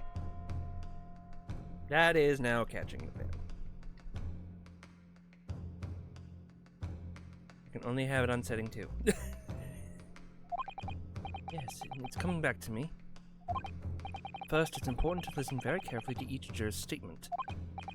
Then, if it sounds as though one of the statements might contradict another, to pit the corresponding 2 jurors against each other to prove one of them wrong. That's right. In many ways, it's very similar to a normal cross-examination. Right then, all that remains now is to do it. Without further ado, please, counsel, proceed with the summation examination.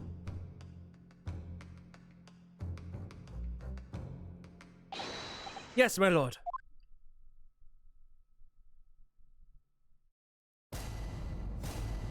Jury examination. Defense's rebuttal.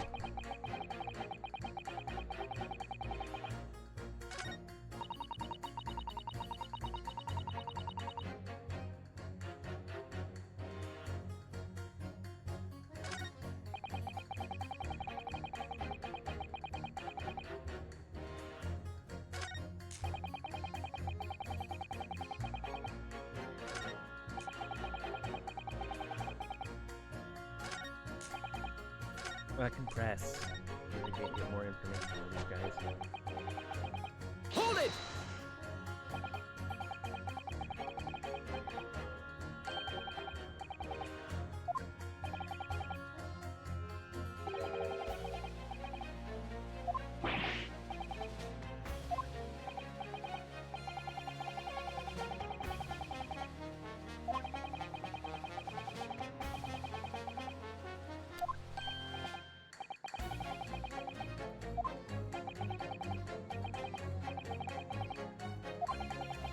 Turns out the old Shakespearean jam is a rotten lie after all. Well, I tell you what to see about the defendant. Sure, my fellow gentlemen on the jury would do the same. Isn't that right? Well, yes, perhaps. I didn't see it happening. What was that? Little end on the end. You'll have to speak up. Well, I really don't care about all this nonsense. I just need the trial to be over. How many gentlemen do we actually have on the jury then?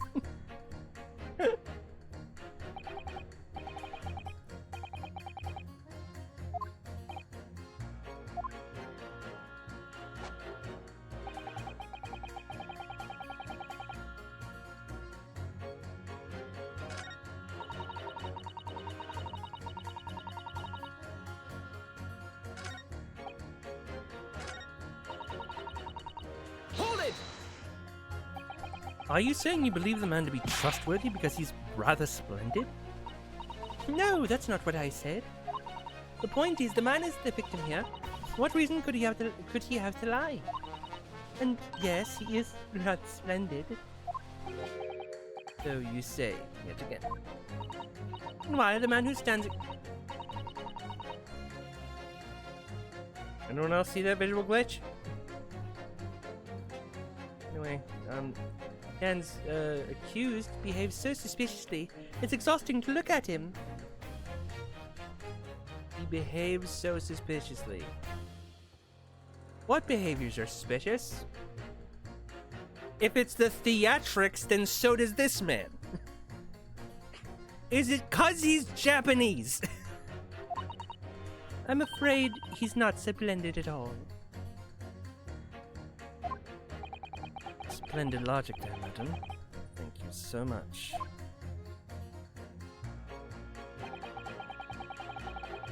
Here's our comparison. Hold it! No. Not one of those things is reason to find the man guilty. But he is fishy. There's no point in dancing around that fact. He's Japanese, he has a mustache, and he suits. All the makings of a villain, right? God. You see, you arrive at the conclusion in just 3 steps. 3 steps, like a waltz, in fact.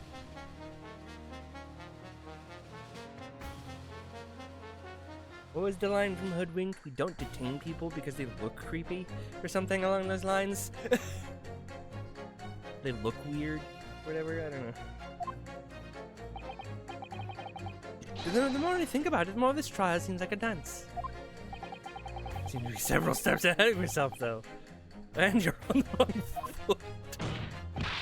No, there's nothing but circumstantial evidence here. There's no proof of the defendant's guilt. The victim's version of events is backed up by what the big chin man says next to him, isn't it? One, he saw the Japanese man there. 2, he saw no one else. And 3, he saw the Japanese man there. Oh, that's another 3 steps. Oh, this does really seem more than a waltz, does it? And more and more like a waltz, doesn't it? Right, and the prosecution will want the way to victory if I let you speak much more. There's no evidence. You're just a gangling actor. Hold it! A fraudsman? What do you mean by that, madam?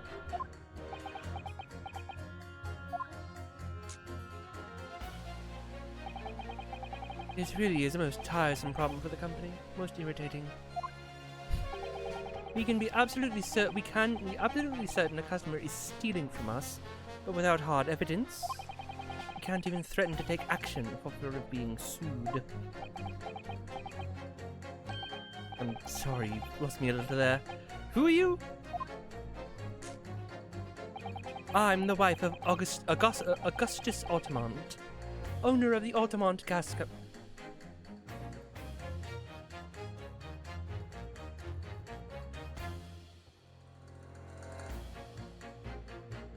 The Altamont Gas Company. Good gracious, Altamont Gas, you say? Gas is the future of energy in this country and around the globe, but proper handling is essential. As I'm sure our employee from East End Branch office would be the first to agree. Absolutely, Lady Quinby. Gotta be used properly. Altamont gas is the best in the world, of course. I feel like there's some collusion going on.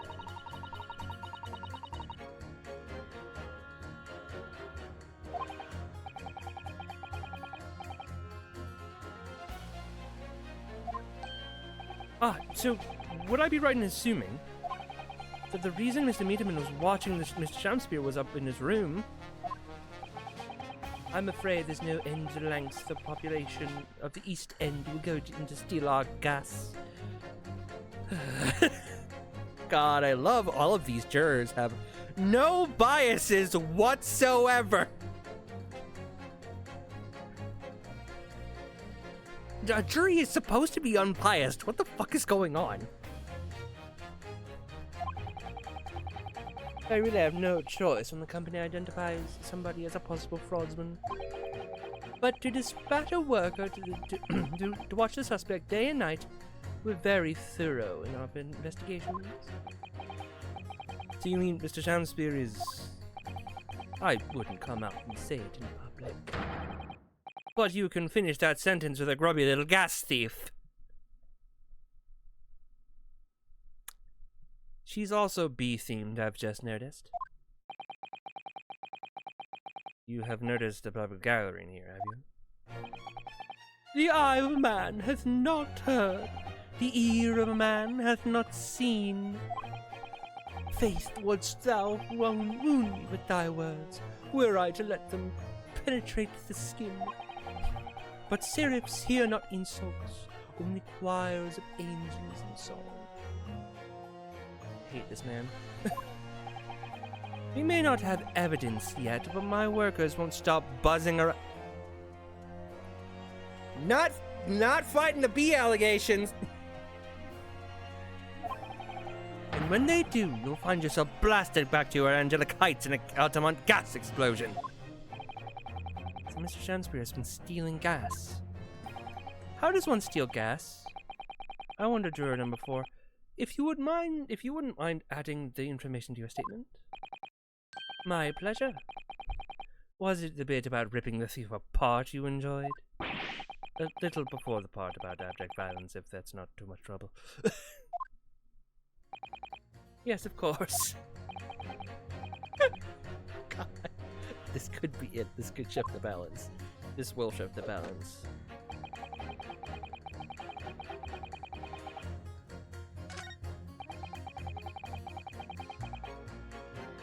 Hold it! You keep talking about needing to take home some money. What's all of this about, sir? Finish last, that's what it's about. Let's finish last, that's what it's about. What's that? I'm talking about the Derby at Hyde Park, aren't I? It's the Queen's Cup last week, wasn't it? A Derby? It was a dead cert, that's the thing. I couldn't lose. So I took my wife's secret savings, like... But then, I hope this old mare went and did the unthinkable. Oh, that stupid Finch lass. So he stole from his wife and went gambling. Man's got a gambling addiction. Oh dear. I think it's clear what happened, isn't it? This is the day Mrs. uses a savings through a trip down the pub. So come on, let the business lie now. Just give it up. No, that's not going to happen.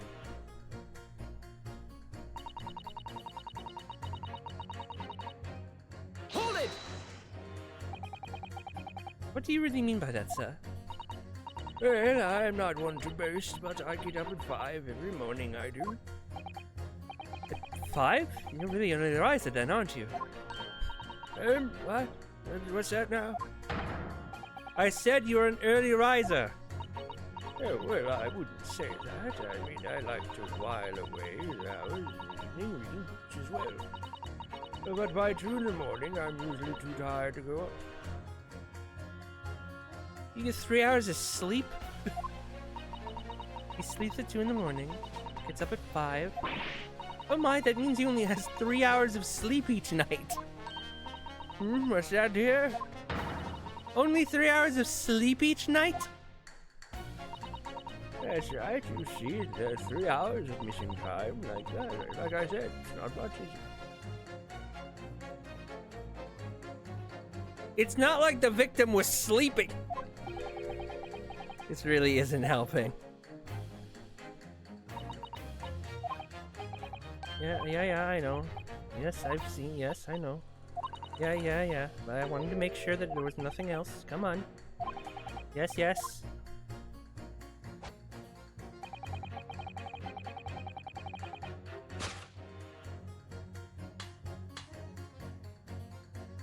Objection! Those two statements clearly contradict each other.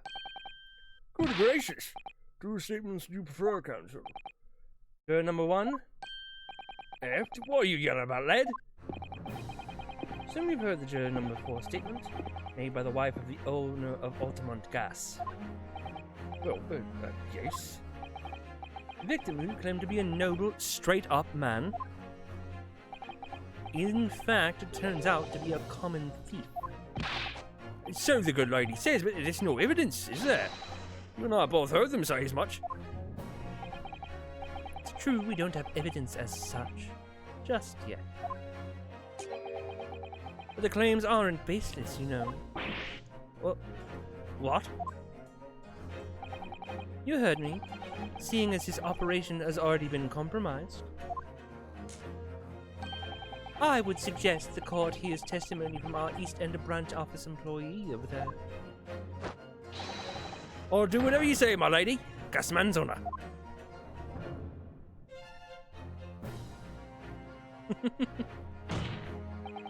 Juror number 1, you say you're a man of your word. I could show you Mr. Shamspeare was a liar, you assured me. But you would reconsider your decision about the defendant's guilt. Yes, I did say that. As a man of honour, I'll hold to it. I'm sure the other gentlemen of the jury will. Me? Oh, well, yes. Now that he's found out the man's a liar, perhaps we ought to consider the matter further. Well, if I'm perfectly honest, I haven't heard half of what you've all been saying. This means you'll recap a few points just to sit me down on the ground. Oh no, I'm not having any part of this. I want this trial over and done with. In that case, I shall change my leaning. So, Mr. William Shamspeare, that's your real name. I have the jury demand to know what exactly kind of man you really are.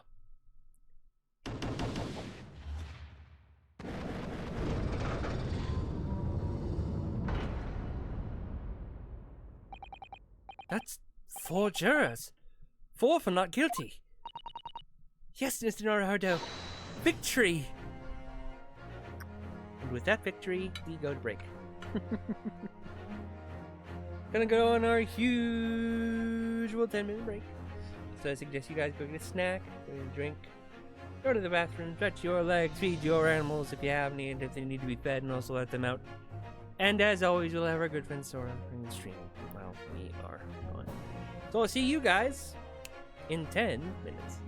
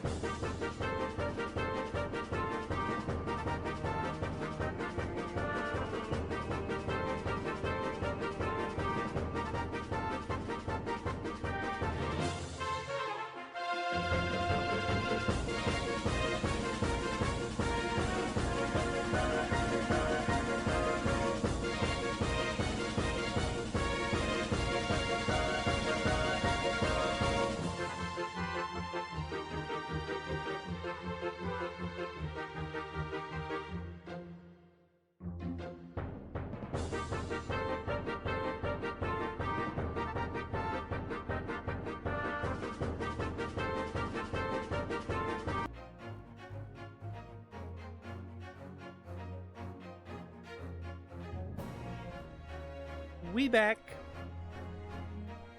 All right. Yes, Mr. Naruto, victory.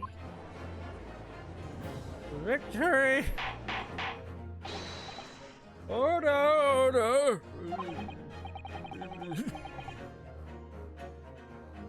Well, this is quite extraordinary, I must say. The result of the defense's summation examination, the jury's leaning has changed. Now only two jurors say guilty while four say not guilty. I therefore declare this court to be in a state of disaccord, and order this trial to continue.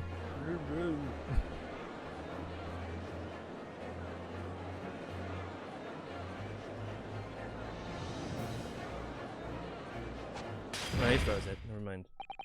You have spoiled the bouquet, Mr. Shamspeare.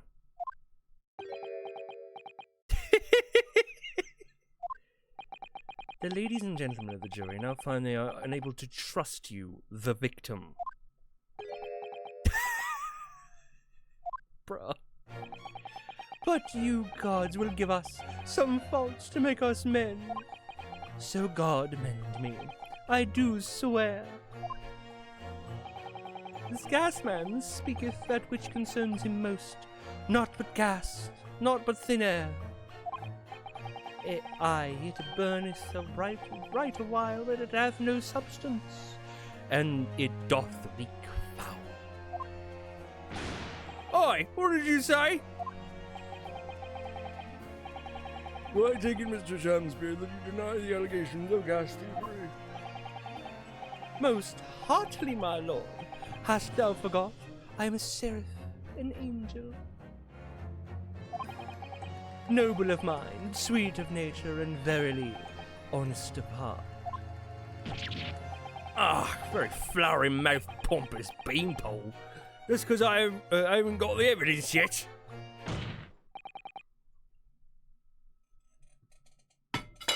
Shit, sorry. Sorry if that was loud. Mr. Shamspeare, if in fact you are not noble of mind, sweet of nature, or honest of heart, if you are a liar, then your testimony should have no sway in this courtroom.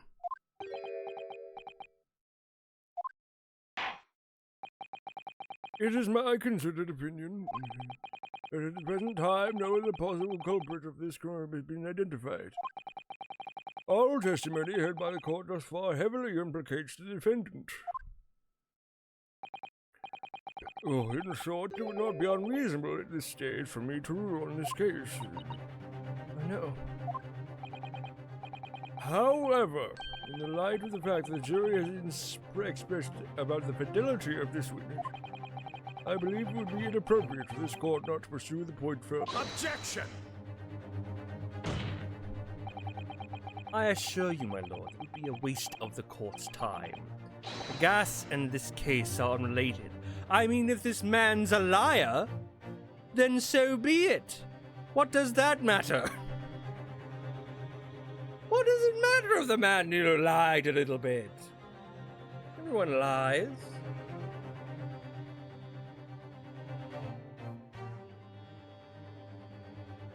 Not like he's a liar. Well, he is, but you know what I mean. Juror number 4. Yes? Didn't you say before that although you had no hard evidence to prove this man has been stealing gas, there's strong grounds for suspecting him? That's right, we do. Don't we, worker? Absolutely, Lady Quimby. That's man's honor. Hold on for 1 second. Just 1 second.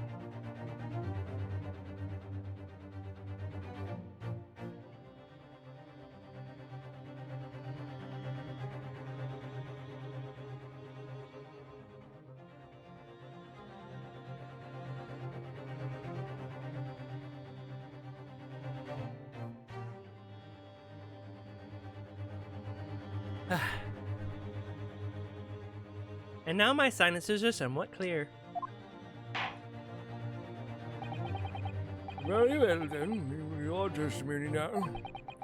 You'll tell the court precisely where you believe the victim, Mr. William Shamspeare, has been stealing gas.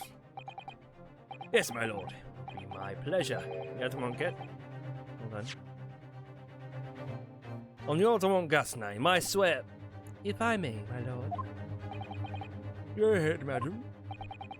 This worker's testimony may have a significant bearing on the good name of my husband's company. Therefore, I should like to take the stand alongside him in the supervisory role, if you wouldn't mind. Woohoo! Oh yeah, sweet as honey, yeah! Jesus. Very well. As an exception, I shall honor your request. The curtsy. Thank you, my lord. You wait till the boss gives you an earful. Oh, it's got to sting. You mock my words. Jesus Christ. The bee puns are going to be nonstop. On the subject of illegal consumption of the Altamont Gas Company's... Yes, is that clear, my good man? Clear as Altamont gas, my lady. Which is the clearest in the world.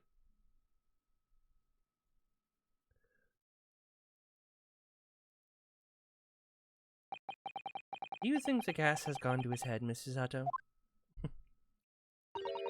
I think the man is just a very dedicated employee, Mr. Naruhodo.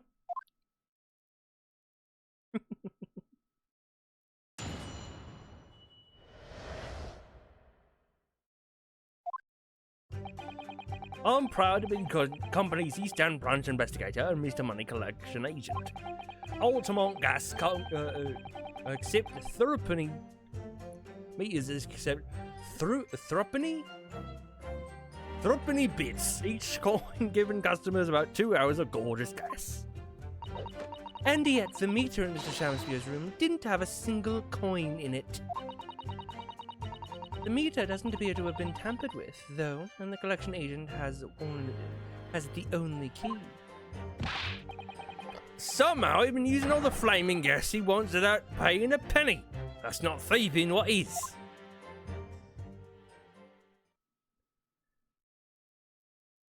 I'm just going to drink my wine. Pray forgive the discourtesy. The irrelevance of this testimony caused me to turn my hallowed chalice.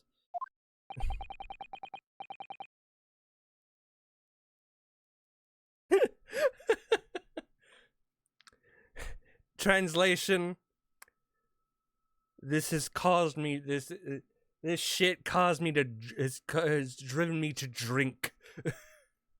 What do you mean by that remark, Lord Van Zeek?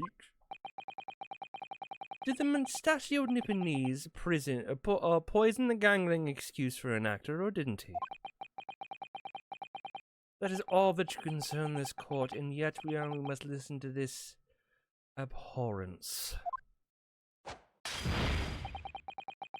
Clearly, what separates the vast British Empire and Eastern Island nation is more than geographical distance. Yeah, fuck you. But this can turn out to be a crucial testimony. The cross-examination must go ahead. A waste of good wine. Do what you will. Lord Van Zeek appears to be in a violent mood. Yes, he does. Attempted poisoning, and incidents of gas theft with no supporting evidence. It's true they appear completely unrelated at the first glance. No wonder. The truth lends to them be buried in the most unusual places. That is the first step to uncovering it. It will be to establish just who and what this man really is.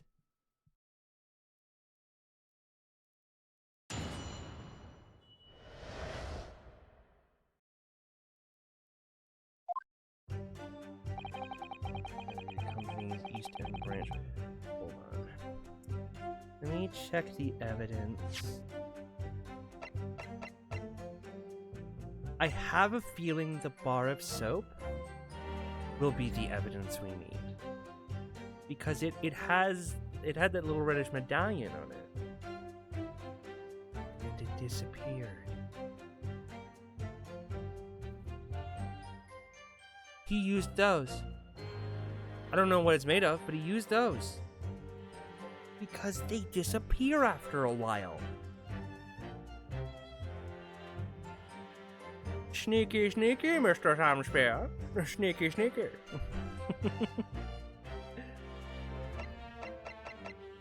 Right. Hold it! We'll just have to find somewhere. Does that mean you can enter people's houses in order to empty their gas meters? That I do. I have to try to catch people while they're in there, and I ask permission to come inside and do my business. That mean you've been into Mr. Natsumi's room before, as well as that of Mr. Shamspeare? Oh, well now, interesting you should bring that up, because I couldn't believe how little money was in his meter. I mean, how the pair of them survive in the winter beyond me is beyond me, it really is. And Mr. Natsumi probably spends all his gas money on books. And that's when he's finished reading them. And when he's finished reading them, he probably burns them for warmth.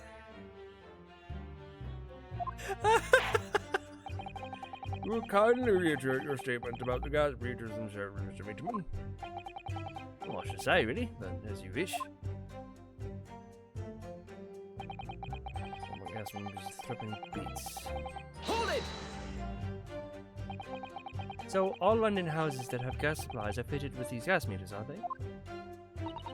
They're the latest model, the height of technology, developed by our company, Altamont Gas.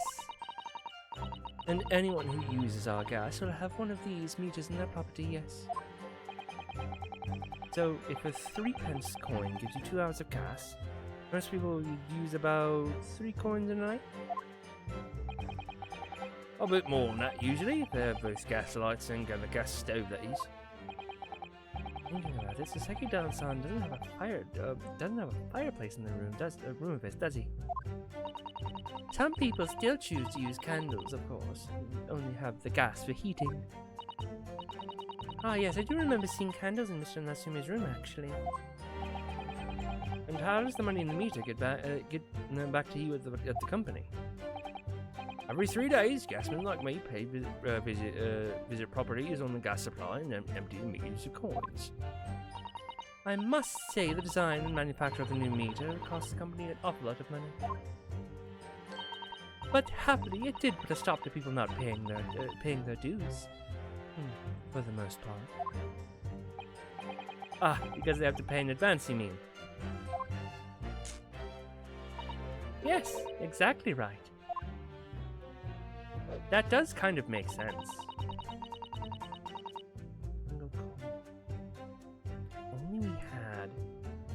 If only we remembered what that red, like, medallion thing looked like.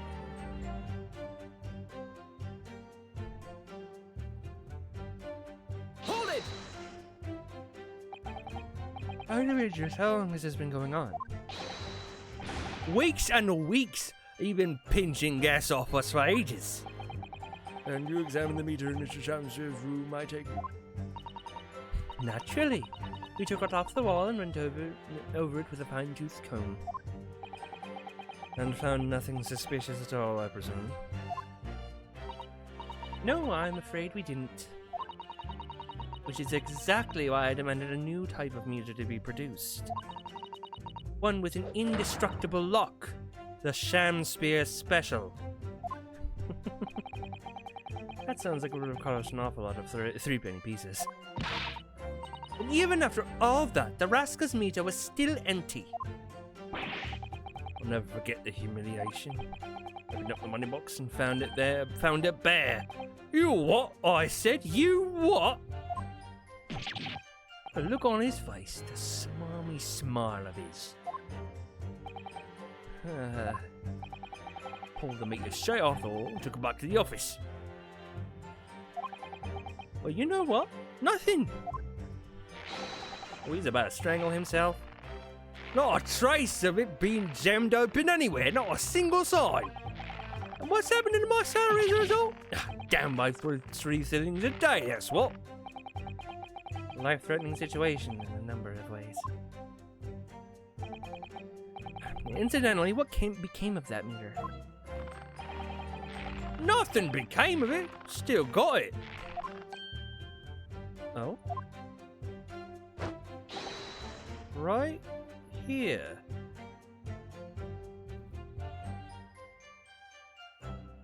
No wonder they call you meter man. Hold on.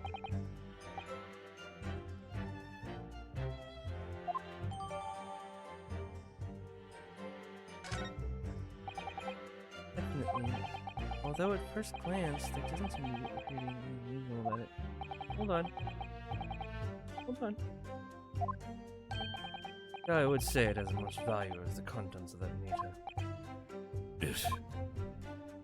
Hold on. I have just a little thing. What the fuck is that? What is that? Right next to the stove. That's a meter.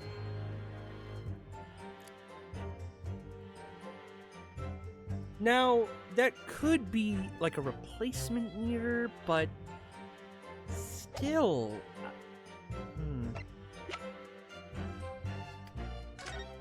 Then on this one again. It's a very sturdy looking padlock, isn't it? The money box is sealed with beeswax, too. So if Mr. Sholmes would get up to any mischief, he'd be found out immediately. Mr. Naruhodo, mischief of that kind is not the sort of thing Mr. Sholmes would... You know you didn't finish that. You know you didn't finish it. Would... Wait. You know you didn't finish that sentence, don't you? Well, anyway...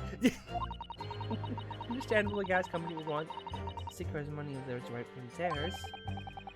This feels a little over the top, perhaps, doesn't it?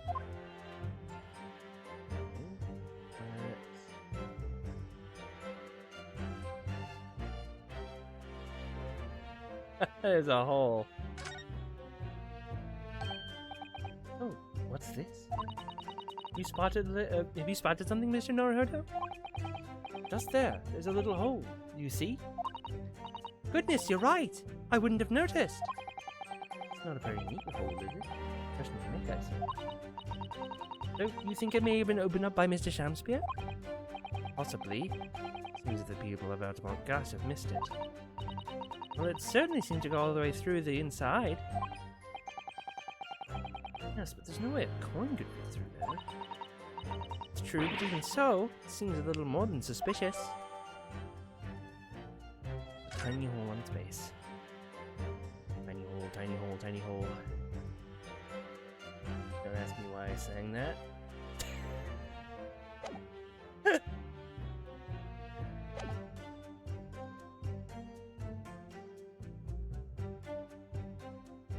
Well, it has been, but let me see. Hold it! There's only one key for all your meters? Well, in truth, there's another key in the company vault at our main office. But even if someone had somehow managed to get a hold of that key, we'd know if the coin box had been opened. Oh? How? I came up with a rather clever way to expose any of the shenanigans as it happens. Would you care to explain? Well, now, in order to empty a meter, you have to unlock the padlock and remove the cover. But then, when I close it up again, I stick a little beeswax seal on it, you see? Seal? Like the sort of thing you put on an envelope, you mean? Something like that, yes.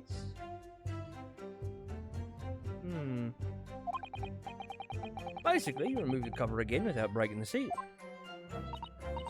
Now, in the case of Mr. Shamspeare's meter, there were no coins inside at all, as I said. Our seal hadn't been broken either. That would mean Mr. Shamspeare somehow managed to steal coins from inside the meter.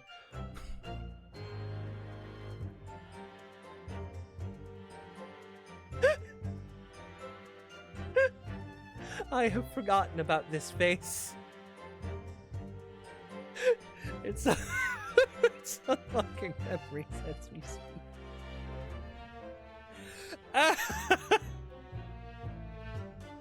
Oh.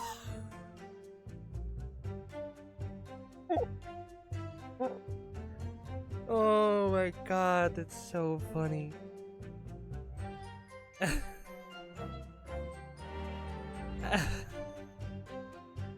Oh. Oh my god.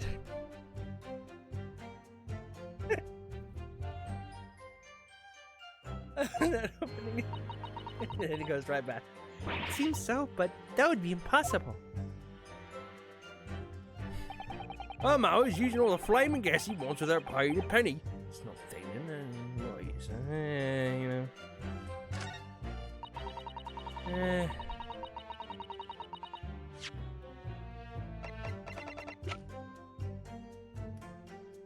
Bitch. Oops. Bitch. Objection! Has been tampered with. Lady Altamont, I'm afraid to say,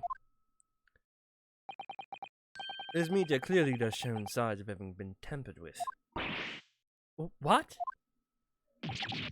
Get away! I've been over that. I've been over and over that thing. I'm telling you, there's nothing wrong with it. In that case, what do you have to say about the small hole that's been made at the base of the coin box? Oh, what? Right! You're quite right, there's a little hole there. The meters aren't supposed to have that. None of the others do. In other words, we can assume that Mr. Shamspeare secretly opened this hole up himself.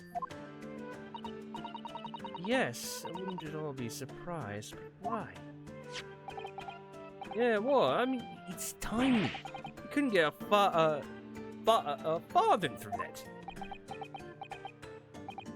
Lady Altamont, I wonder if you could give the court some more details about your meter design. What sort of details? Well, what I'd specifically like to know is how it differentiates coins. How does the meter tell the difference between different coins? What do you mean? Well, for example, if someone were to put in 1 penny coin, that wouldn't work, presumably, would it? No, of course not. Oh, well, how does the meter know that the coin it's been fed is a 3rd penny bit? Ah, I see what you're getting at now. The meter tells coins apart by their shape and size, which indicates their thickness. The 3rd penny bit is about 3/4 of an inch in diameter, you see. Other coins just won't fit.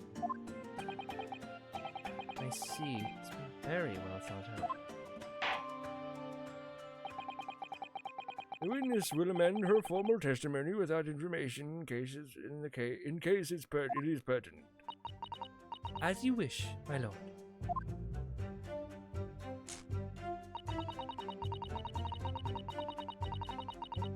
Diameter and thickness of the bit.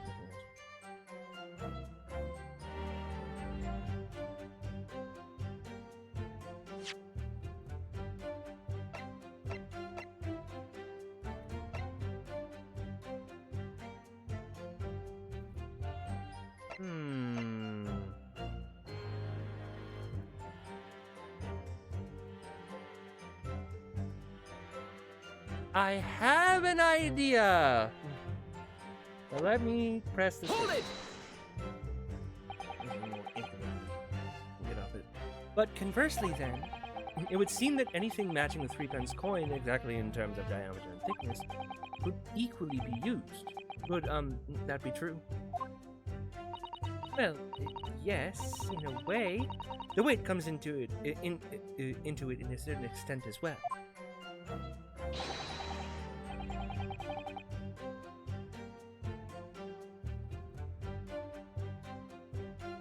We went and thought that through anyway. If I find any fake coins inside the box when I empty the meter, contract says the customer has to pay 100 times the amount they diddled as a fine. They diddled?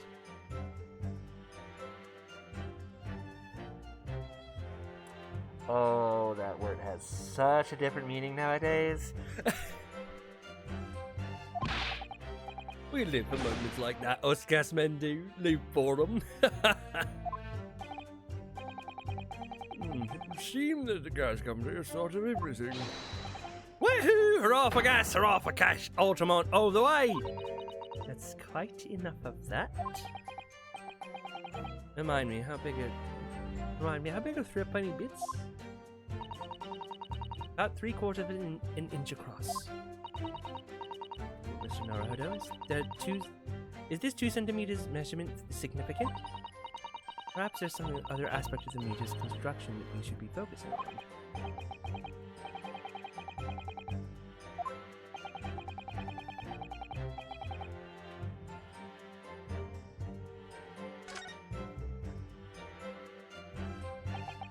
How can the meter be dismantled? Dismantled? Yes, given there are no signs of it being forced, I wonder if perhaps rather than being broken open, it might have been taken apart. Well, yes, that does make sense. The padlocks are made by first-class locksmiths from the finest quality steel. And the meter box itself is made from plate steel as well, welded shut to ensure it can't be opened again. I can assure you it's quite impossible to dismantle it. Wahoo! Yeah, nothing leaks from automat meter. No coins, no gas, no nothing. God. I see. The witness will amend all formal testimony with the information in case pertinent. Oh Lord.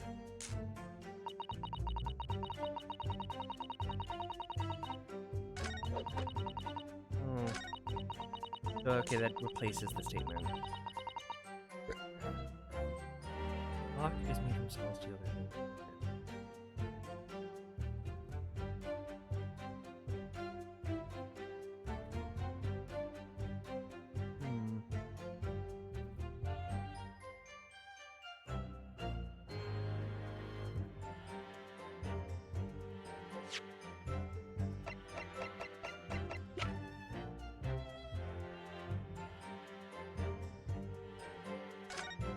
Look at this again. Sure, there's screws here.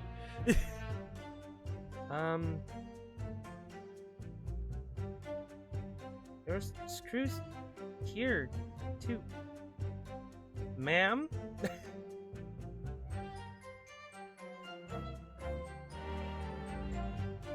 Ma'am, there are screws on your machine. You can take this shit apart. Fine.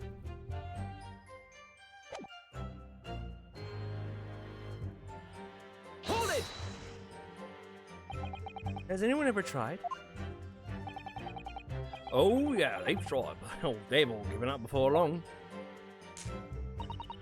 After all, if they actually broke the meter, the company would be able to take legal action. Yes, that makes sense. Do you think, Mr. Naruto, self-construction is significant? It's the... Yeah, let's get the coins thing back.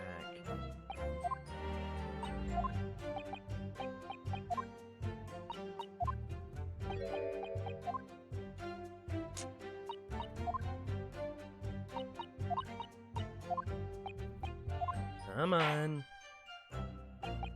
Or are they bee themed because they used beeswax?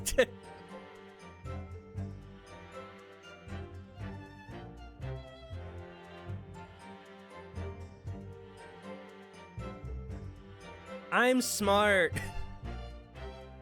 Oh, fuck. Alright. Let's...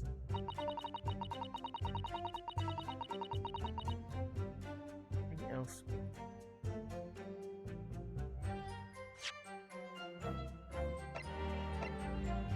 This bar of soap wouldn't...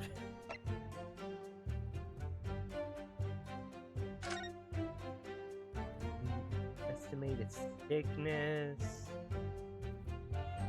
No, you can't get down with its thickness.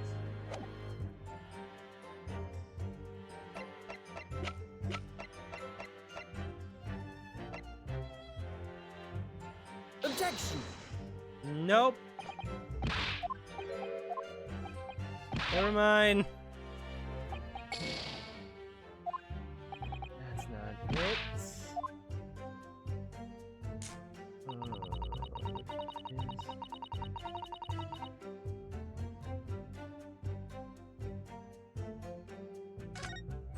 Press the statement and then get something from Suicide. Hold it!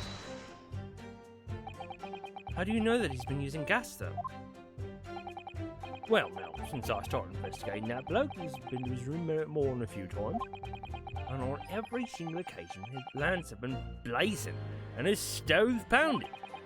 Middle of winter, and he still turns to me, sweat dripping down his cheeks, and says, "Get thee to a nunnery." Hamlet, indeed.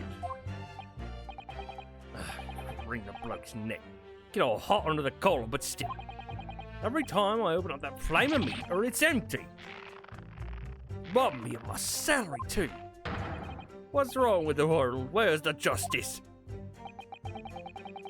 But how can Mr. Shamspeare possibly be stealing the money? I don't understand. Simple explanation is right before your eyes. What? A toast. You eventually realizing the gas man could be an accomplice. You what? Good lord! Good lord. Eminently plausible indeed.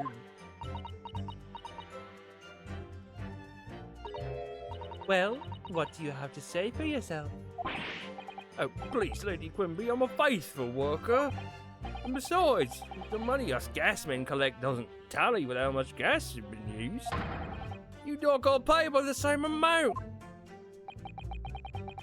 So you'd be stealing money and only have the same amount taken from your wages. Clearly, that makes no sense. Perhaps it's a case of losing the battle during the war. No. I'm not going to stir up that hornet's nest. If I went stealing from the company, I'd be finished. It would seem there's no evidence to support the claims of thievery made against the victim. Because Mr. William Shamspeare is innocent. Pray forgive me if that shatters some illusion my London Japanese friend was clearly under.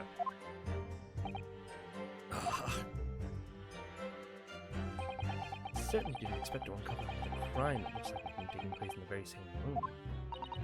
According to the testimony, it's only the meter in Mr. Shamspeare's room that was under suspicion. It does seem as though perhaps it has nothing to do with the incident involving Mr. Natsumi. I know it does seem that way, but the fact is, since I've been practicing law in England, I feel like I've considered this at least once already. Caught cases that are interlinked. Oh? It might seem that two cases have nothing to do with one another, but at first, but in fact, they're intimately connected. Yes, we have experienced that before, haven't we? I wonder if this is another instance? Perhaps. We can't be sure of that yet. If the Ottoman gas company has been investigating Mr. Shamspeare so earnestly, there must be something to it. And how has he been managing to steal the gas?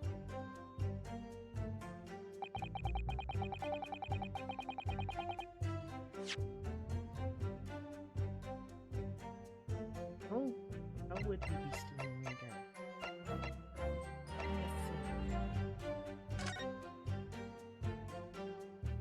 There's a large stain.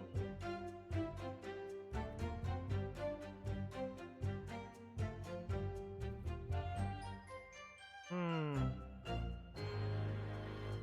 wonder what the large stain is from.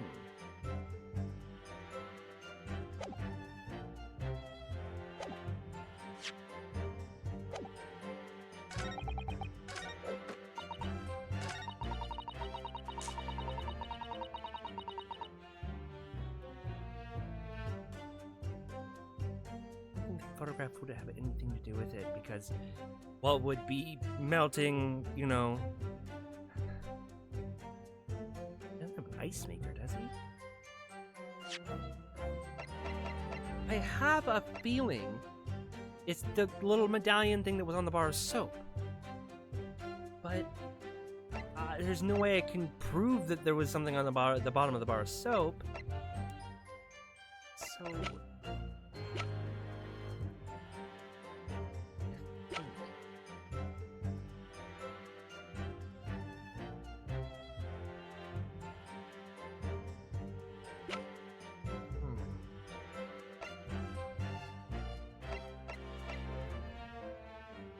Objection! yeah, I figured.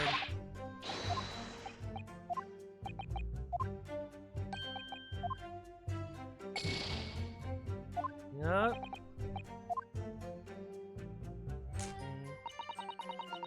I am walking the line here, but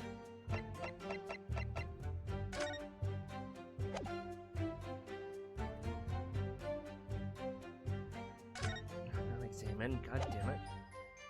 Objection! Yep. I feel like I have to press that. I have to present on that statement. I just don't know what. It's not the bar of soap. It's not the envelope. It's not the. Oop, oop, oop, oop, oop, oop, oop, oop. Shit. Wrong way.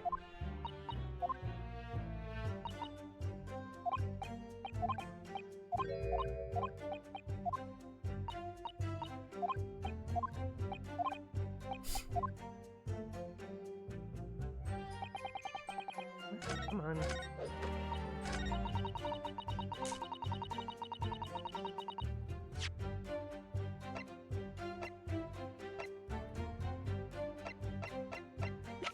What else could you do?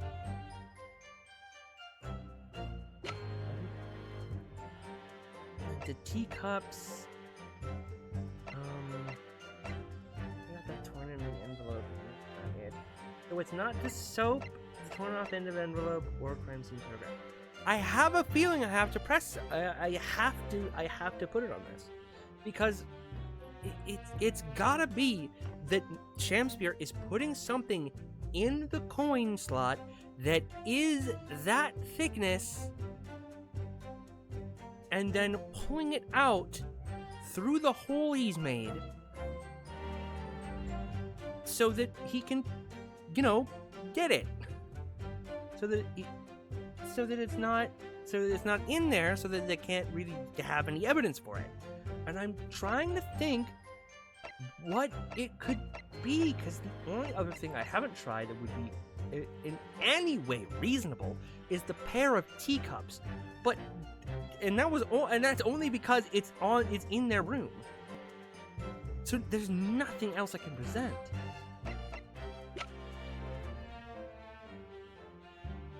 Unless I present the gas meter again.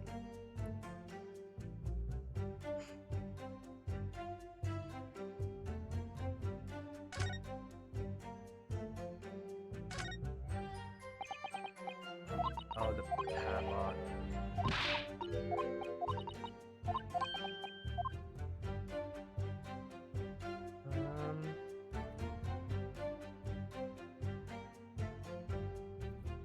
Nothing else. I'm walking a thin line here.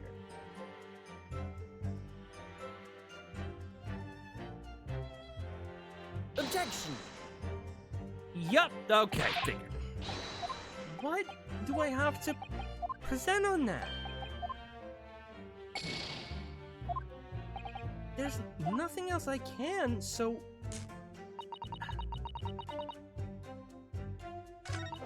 else, the munitions room didn't have a single coin in it.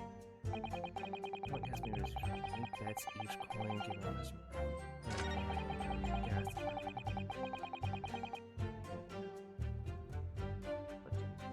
Okay, so let's think about it this way. Let's say we get it's indestructible, right? Well, technically not indestructible because there's a hole at the bottom.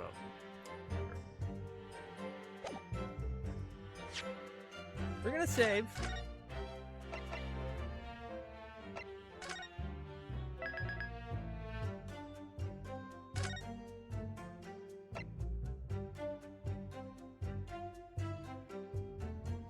And then we are going to make her give the testimony that is indestructible, and then provide her the box again and see if that works. Hold it!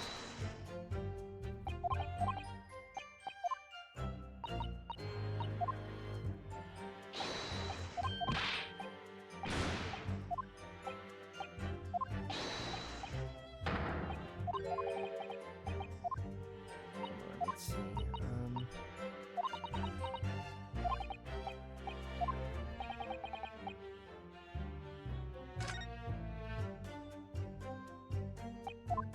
Come on, come on.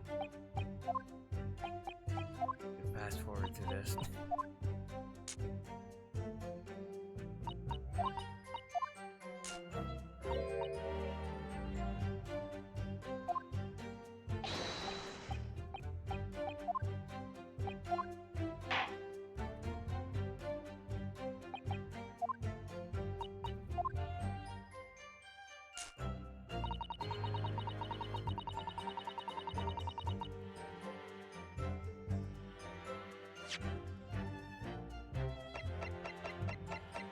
You didn't say it was indestructible, but I'm gonna do it. Objection!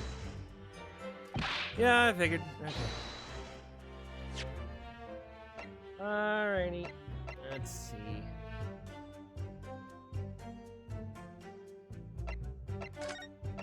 Load that real quick. Save scum, save scum, save scum. Are you doing adventure games? Save scum till the cows come home.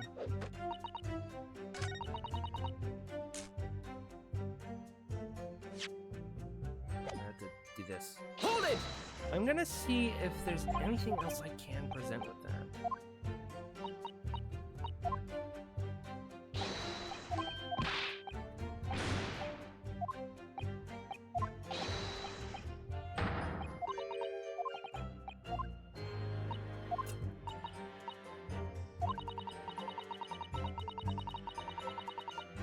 So you have nothing else to, like, that's like, oh, it's just remade it. Do we not have? No. Yeah, that doesn't seem.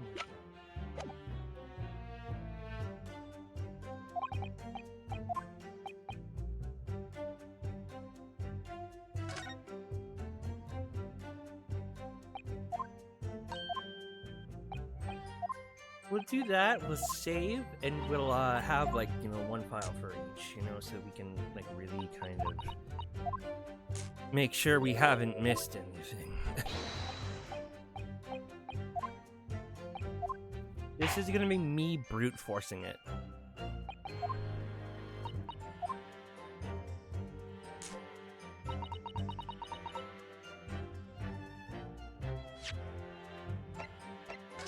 Brute forcing and save scumming. Just as the good Lord intended.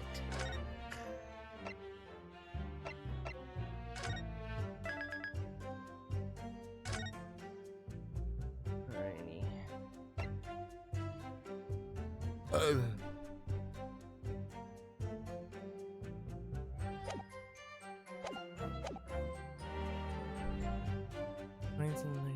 Shot to lock his matron solid steel. There's no way to dismantle it.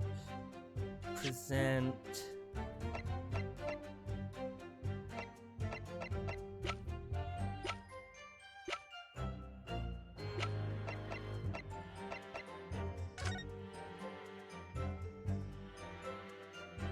Maybe I didn't. Objection! No. Okay.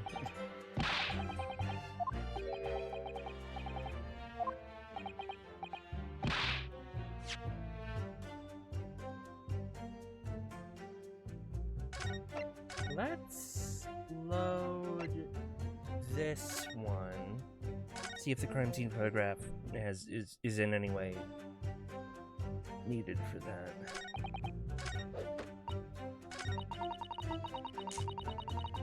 Hold it! No, not press. Fuck.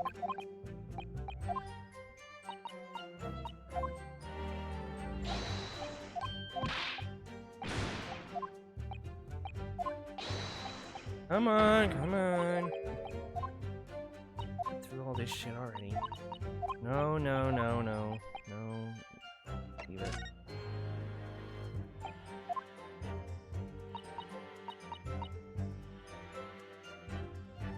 Yes? Yes, what's up? Out? Can it wait?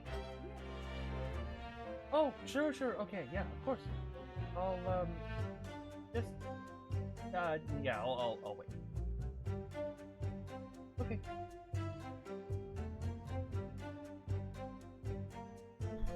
Why is my one? Why does my uncle want Mom to talk with me? Oh, it's about the trip.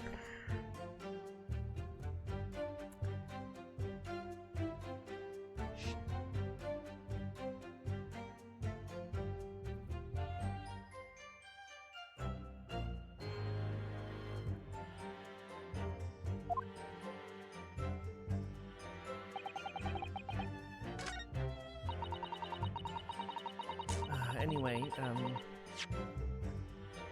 let's see. I don't think this at Objection! all. Yeah.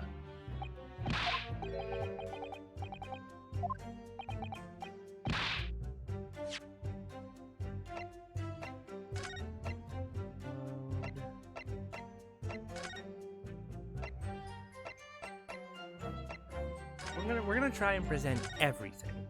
Because of course we are, because we're gonna brute force this shit.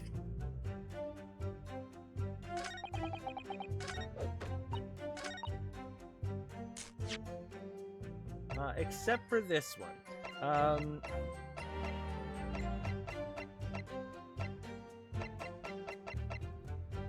Maybe it is. You never know.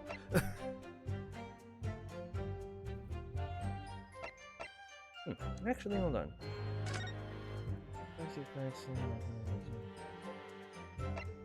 Testing. Okay.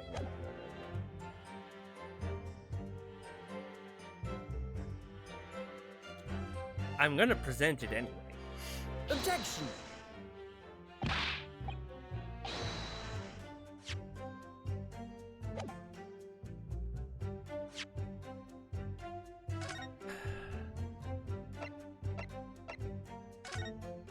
Dave Scumming and brute forcing is a horrible. Someone's gotta do it. Especially if they have no clue what to present in an Ace Attorney game.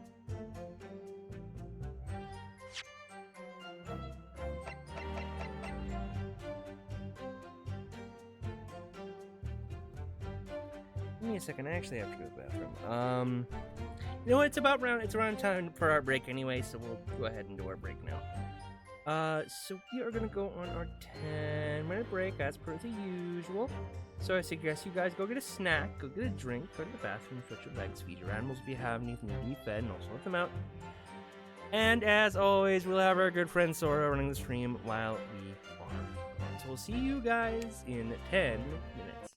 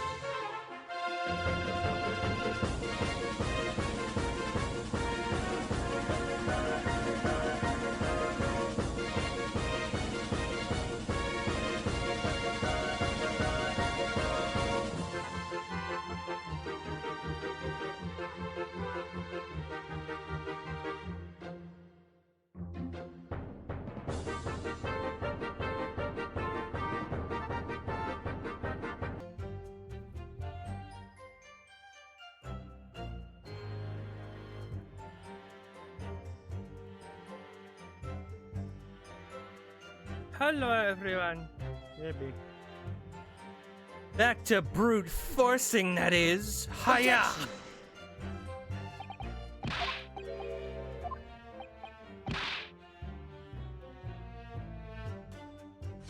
That's not it either.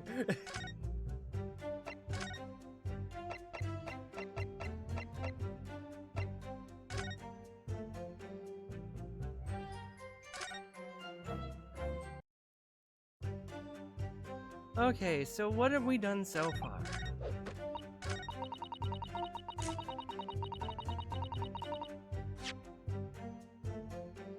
We have done the soap, torn off envelope, a pair of teacups, crime scene photograph, the victim's medical report. I think we did the box.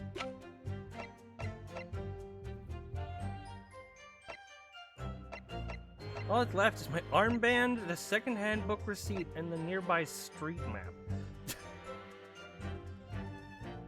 Well, let's go ahead and present those so that we're thorough.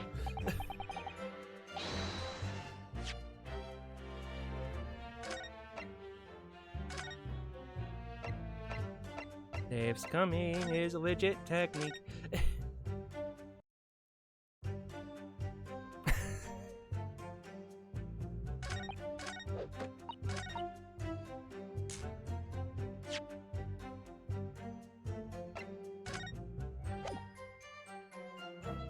Objection!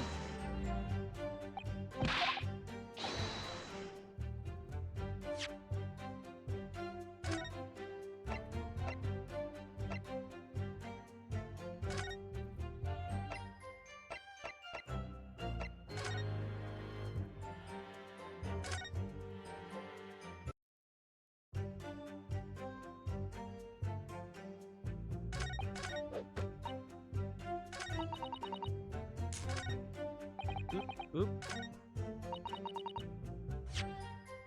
Oops. Nope. Hold on. Now my armband. Objection! No? Okay. Neat. Okay, load. And...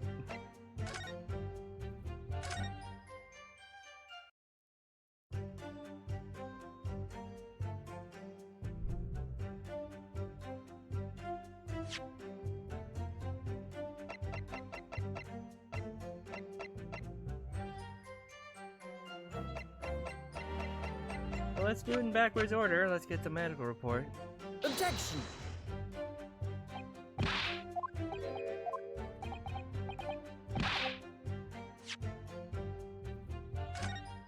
That's not the medical report.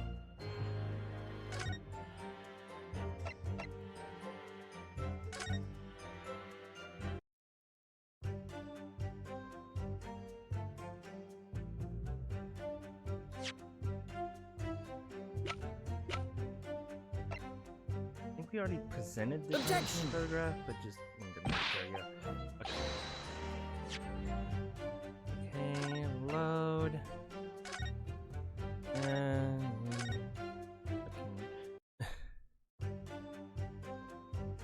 As I said, brute forcing is a hard road. Someone's gotta do it. Objection!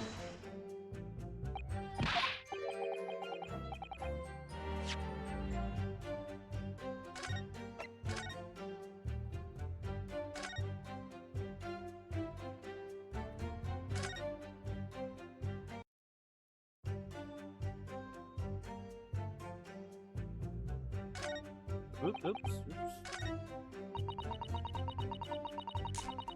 Come on.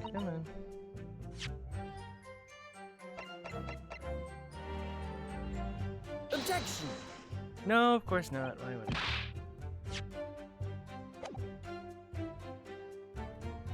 Oh, yeah.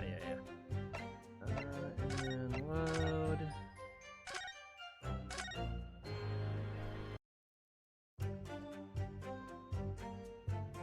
Come on. Running out of things to present here. Oh. Objection! Okay, then what is it? Alright, fuck it. You know what? I'm lost. You win. What the fuck? Great. Yes, attorney. 2. Case 2. Strategy wiki.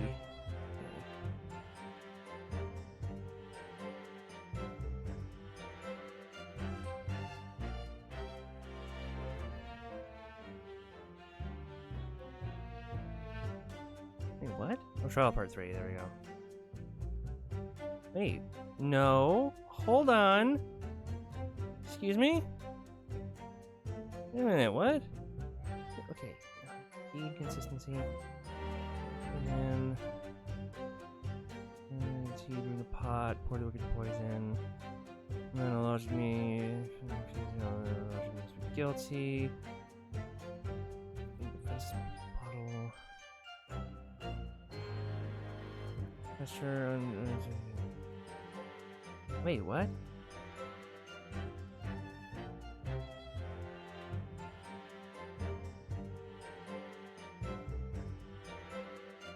Wait, what?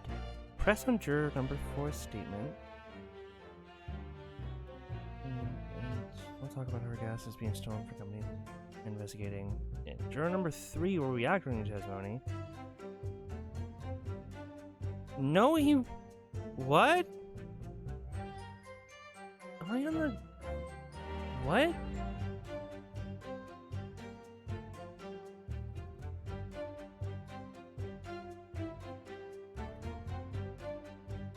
Okay, this is clearly the wrong one. What the fuck are you talking about? God damn. I don't need Neo Seeker.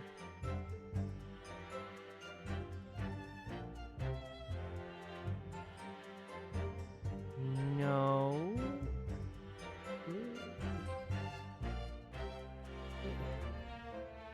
Am I? What? Am I fucking?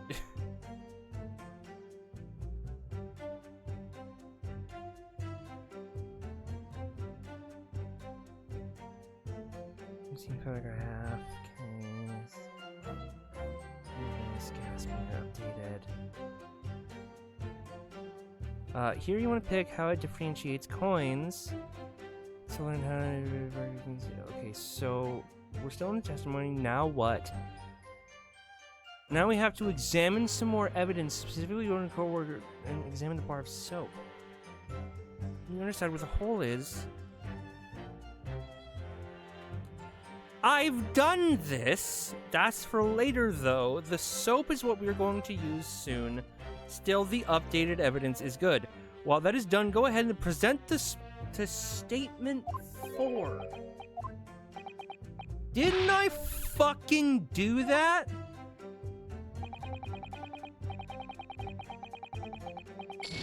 Oh, hold up. Records.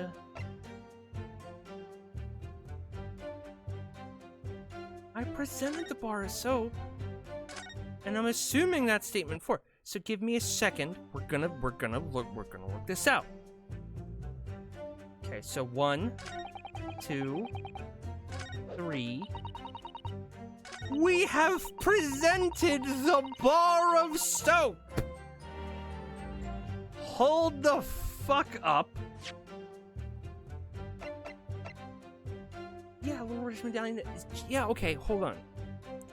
Okay, give me a second. Objection! Yeah, what do you mean? Okay, give me a second. We're gonna load again. We're gonna see if there's anything that I missed on the soap that I have to present. Okay, we're gonna do that. We're gonna see, we're gonna look. Wait. What? We already...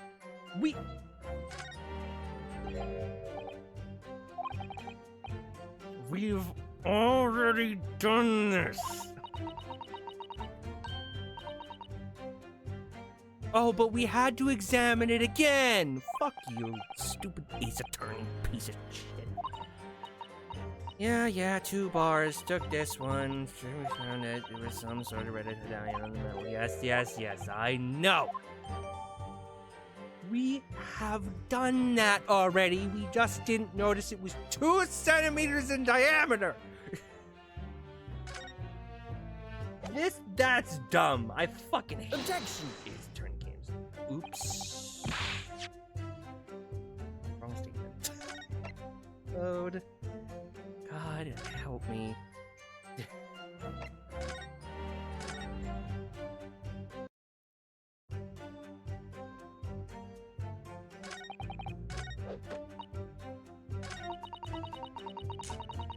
Come on.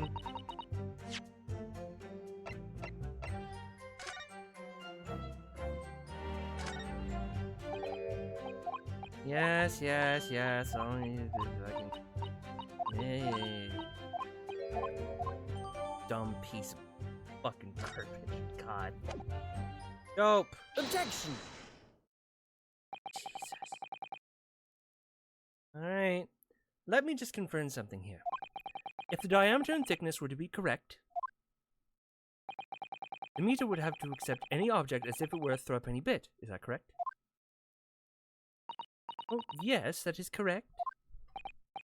Well, by something of a coincidence, while we were investigating Mr. Shamspeare's room,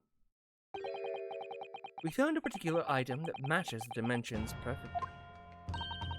Something that's the same size as a threepenny bit? What was it? The item in question is this. What? Have you been inhaling gas to bore a soap? It certainly looks nothing like a threepenny bit, I must say. I'm going to have to point out exactly what I mean here. So important in the soap is this part here. Come on. This part right fucking here, bitches. God. Perfect circle, I would say, almost 3/4 of an inch. Yes, I know. Got it! Got it!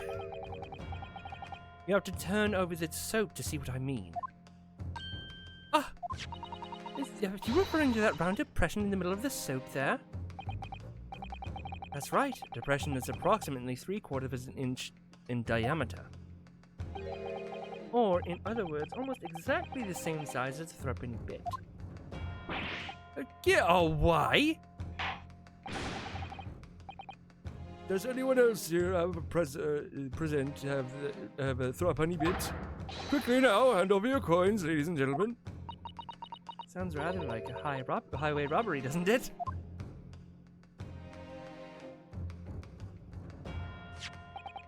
Thanks to a kind member of the public in the gallery. Here, I have here a threepenny bit. Now to see if it fits in. My word! It couldn't be more snug. Yes, as I suspected. This, without a doubt, is a vital clue to explain how the Altamont Gas Company is being defrauded. What? I don't believe it.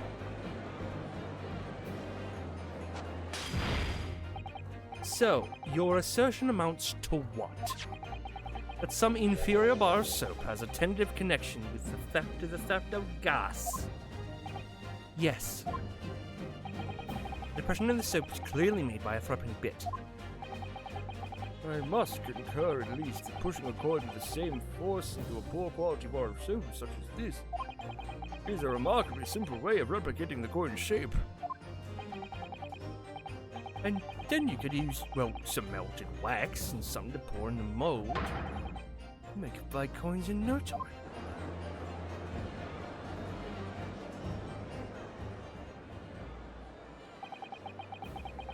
And all the pieces in the puzzle together. It's the method of Shamspeare using to steal the gas. It's the missing link. And now if I follow the chain of thought, it's going to bring me to a new explanation of what has happened that nobody's considered yet. But this is all nonsense. If the man had been making fake coins, my worker here would have found them when he emptied the meter. Quite true, Lady Altamont. The absence of some, black magic that would make them disappear. I see. That's what we're dealing with, is it? There is one form of black magic that could cause the fake coins to disappear in thin air, yes. Exactly. And the meter here gives it away. What on earth? There are remnants of the magical method used visible on the gas meter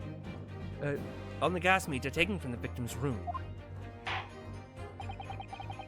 Let your assertion, Counsel. The defense will identify those remnants for the court at once. Where on the meter can the remnants of the method be used to make for this be seen?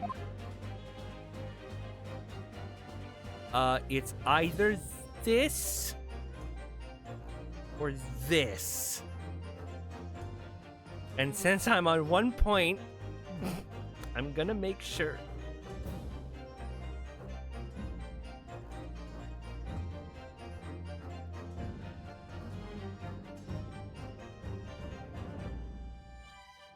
Okay, it is the hole. Okay. Cool. Good to know. It is the hole. Gotta get just right here. There we go. That fucking... I meant to present it. Hold on. Got it! Outside? Yes, outside. Where you yourself, Mr. Mutiman, were loitering in the freezing winter air. That's where we found this soap. Oh, I get it. That's right. The answer, of course, is ice. Oh, he used ice! Did you say ice? Mr. Shamspeare has been leaving soaps like this outside his window each evening, filled with water. After a night outside in the bitter cold, the water is completely frozen solid the next morning. Then he takes his fake coins of ice, feeds them into the gas meter, giving them light and warmth and space. As his room becomes very comfortably warm, the ice now inside the meter box melts, turning back into water, and draining harmlessly away through a small hole made in the underside of the meter. That is how, without leaving any evidence of his wrongdoing, this man has been stealing Altamont gas.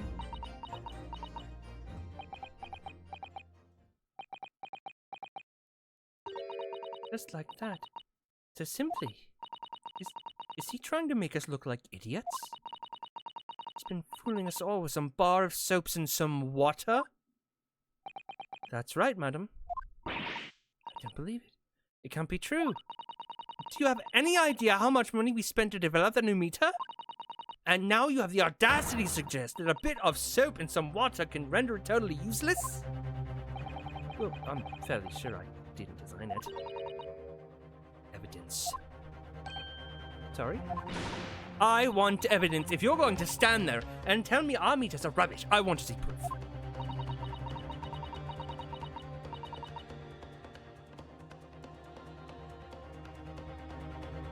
She's very good at forcing accountability, isn't she?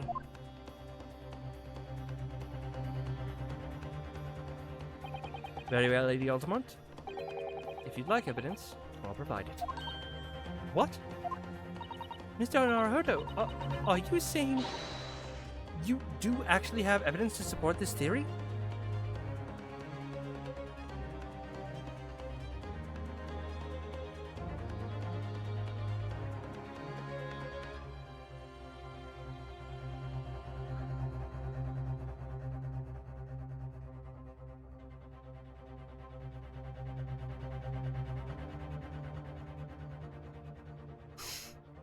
What is happening?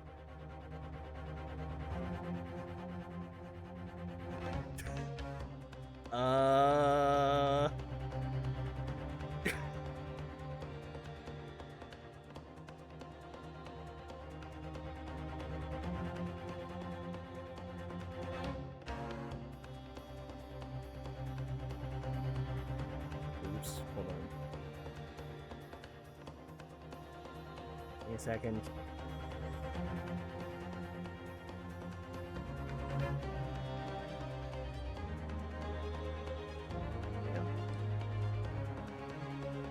Yes, I do have evidence. I know where it is.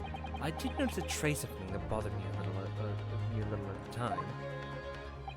And I have a feeling that this theory you've come up with now can explain it. A piece of evidence that substantiates this theory about Mr. Shamspeare has been stealing gas. Crime photograph. Take that! Baby!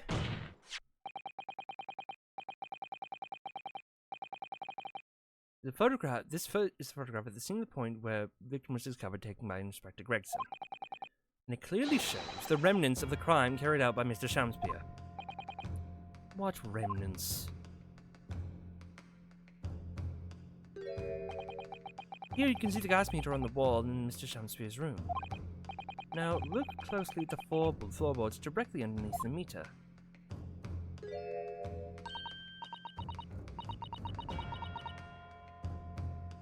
What is that? Some kind of grubby... What is that? Some kind of grubby stain? Almost certainly it's a water stain, resulting from the liquid drained out of the hole made in the meter. One coin gives around 2 hours of gas usage, and the argument was heating the room in all his waking hours. You can imagine he would have used around 10 fake coins each day. Melting ice inside the meter coin box would have been dripping out almost constantly, leaving a stain on the floor. This is awful. And there's further evidence too. Mr. Shamspeare slumped over his table, apparently having consumed strychnine. And right there next to him is a bar of soap, broken in half. You're right. It would appear to me then, Counsel, the man was eating the soap.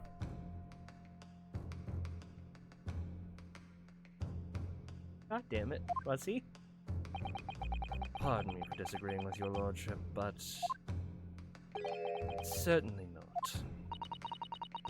He didn't beat about the bush there, did he? In truth, Mr. Shamspeare was found with a fork in his hand. The wheel of soap is sounding increasingly like the Mr.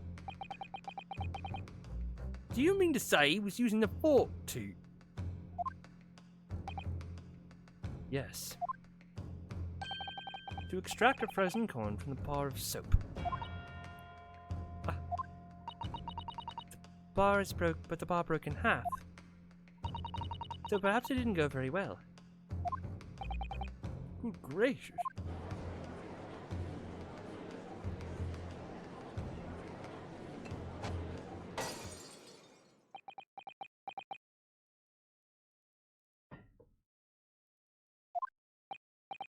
Lord Van Zeeks? I was throwing my hand up in despair. I just caught my wine bottle on accident when I was doing it. And happened to catch my hallowed bottle on the way. Pray forgive my maladroit mistake. What is the meaning of this counsel? Allow me to pose my learned friend a question. What exactly did you establish in the most recent cross-examination? Well... Mr. William Shamspeare is a liar and a thief. In other words, that his testimony is unreliable. That's it. That's exactly it. Very well. We'll just assume the man is a liar. Now allow me to pose another question. What possible difference does that make? Well, we know that suicide can be discounted. Scotland Yard's investigating revealed no sign of another vessel that contained the poison. And on the night in question, there were no visitors into the room except the accused. The young gas man's testimony, which we have no reason to doubt, has confirmed that. Furthermore, the only possible way the poison could have entered the victim's body is via the tea. The court has seen no evidence whatsoever that suggests otherwise. Even if William Shamspeare is the liar you claim him to be, these facts have been objectively established. There's no escaping it. Ah. Therefore, in light of these facts, the prosecution calls for immediate adjudication. You... What?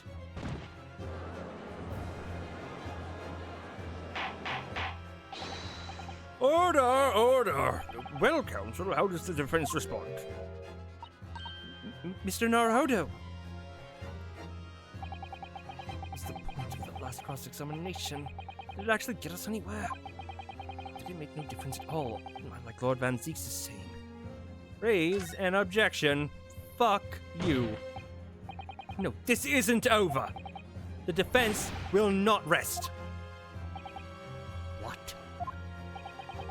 But, counsel, you've successfully explained everything. You have identified and sustained the unscrupulous method employed by Mr. Shamspeare to consume gas. What more is there to discuss? Lord Van Zeeks has highlighted 3 facts in order to make his point. But contrary to what the court could believe, not all of them have been objectively established at all.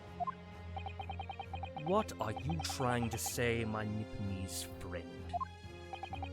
At least one of these so-called facts are his assumption, made due to a lack of evidence. The JoJo villain now. But the situation has changed. Now the following cross-examination of the witnesses to take the stand. Don't be absurd. What is this nonsense? Yes.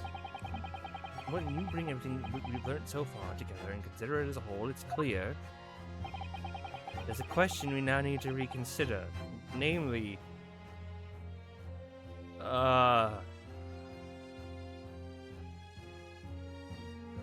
Was someone else responsible? I have 1 point. I'm checking.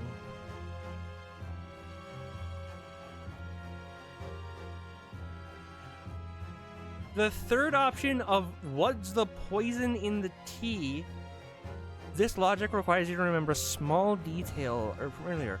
Was found in the soap. What we found in the soap when we were inspecting it, remember? It wasn't ice. Oh.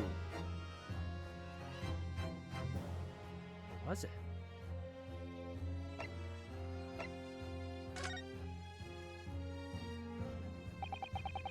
We've all been led to believe that the strychnine poison that afflicted Mr. Shamspeare was in the tea brought to him by Mr. Natsume. But that's conjecture at best. The victim has testified that nothing else passed his lips that night. There is no other possibility. And since there's no trace of the tea being left at the scene, it couldn't be tested for traces of poison. Objection! As I said, the situation has changed. Because, in fact, some of Mr. Natsume's tea was left at the scene. And a particular piece of evidence proves it. Objection! A ludicrous claim. Scotland Yard detectives investigated the scene exhaustively. What evidence are you suggesting they missed? A bold claim indeed. Very well, counsel. Lend your proof.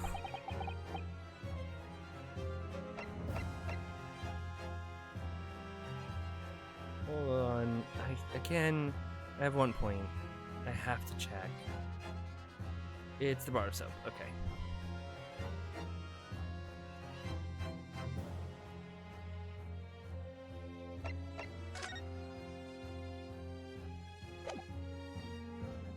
Take that! Oh, good gracious! The soap again? The same bar the victim used to fashion these coins of ice? Yes, that's right, my lord. It's just come back to me. Something about when we first found the bar of soap at the scene yesterday. It's more bars of soap. Bars of soap being lined up on a ledge outside the window.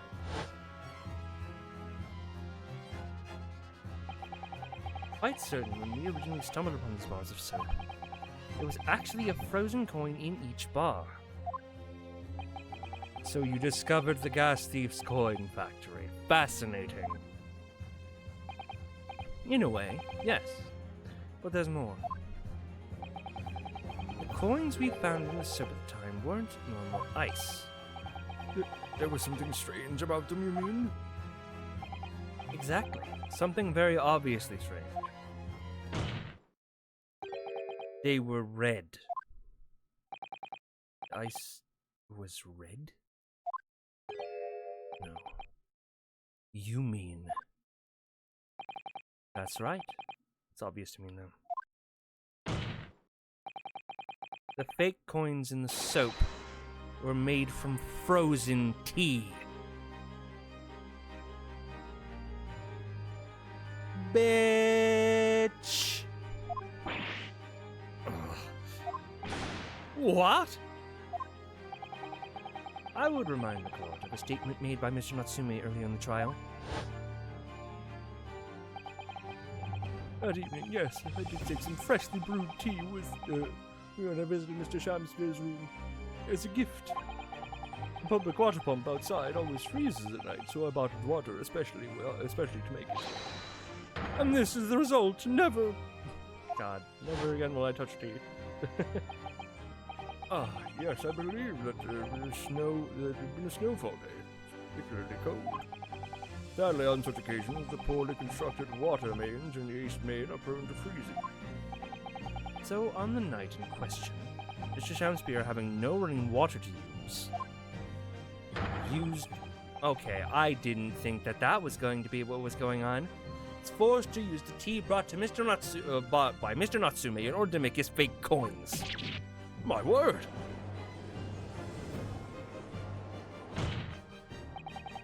There were 2 bars of soap on the window ledge when my judicial assistant and I investigated the scene. That's right, we only borrowed one of them.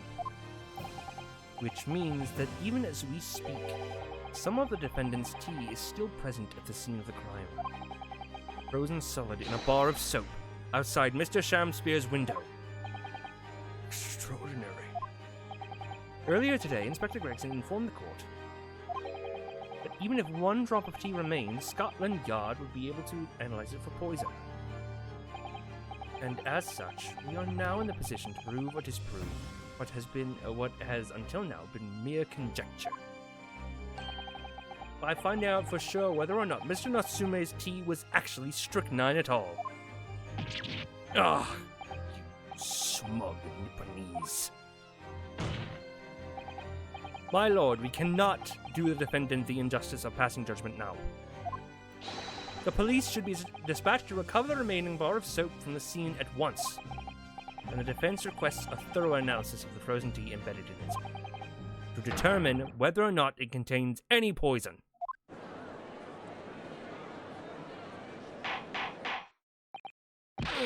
Bailiff, instruct the attendant to the scene at once. Yes, my lord, understood.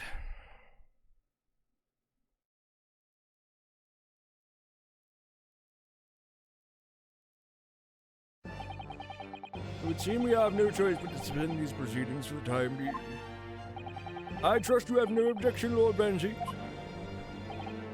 None, my lord. Scotland Yard will recover the tea from the scene and carry out the requisite tests immediately. The trial will resume at the same hour tomorrow. Prosecution and defense may conduct further investigations as appropriate in 2 weeks. Yes, my lord.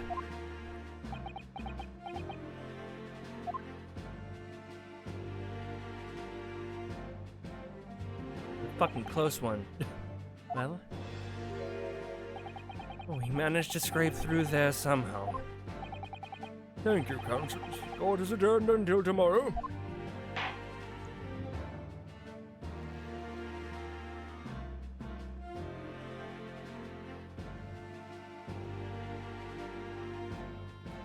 To be continued. Well, we just came up on time. So I think that would be a good place to leave it then, huh? So, next week we will absolutely be getting into the, probably the end of the trial. We'd probably be closer if I didn't have to examine the bar of soap twice. But, you know, it is what it is. So, without further ado, we're going to go ahead and, so tomorrow we're going to be back with our usual banging my head against the wall that is known as the Wheel of Roguelikes. God. And I might have earrings. I ordered some clip-on earrings on Amazon, on Etsy. And they're going to be in tomorrow. So, maybe we'll have some earrings on. So, but until I see you guys tomorrow, I hope you are having a wonderful nice last day wherever the hell you live, and bye. We are so glad you came. Bye-bye. Bye-bye. Bye-bye. Bye-bye now. Bye. Bye-bye. Remember, please discard all candy wrappers and popcorn containers in the nearest trash receptacle.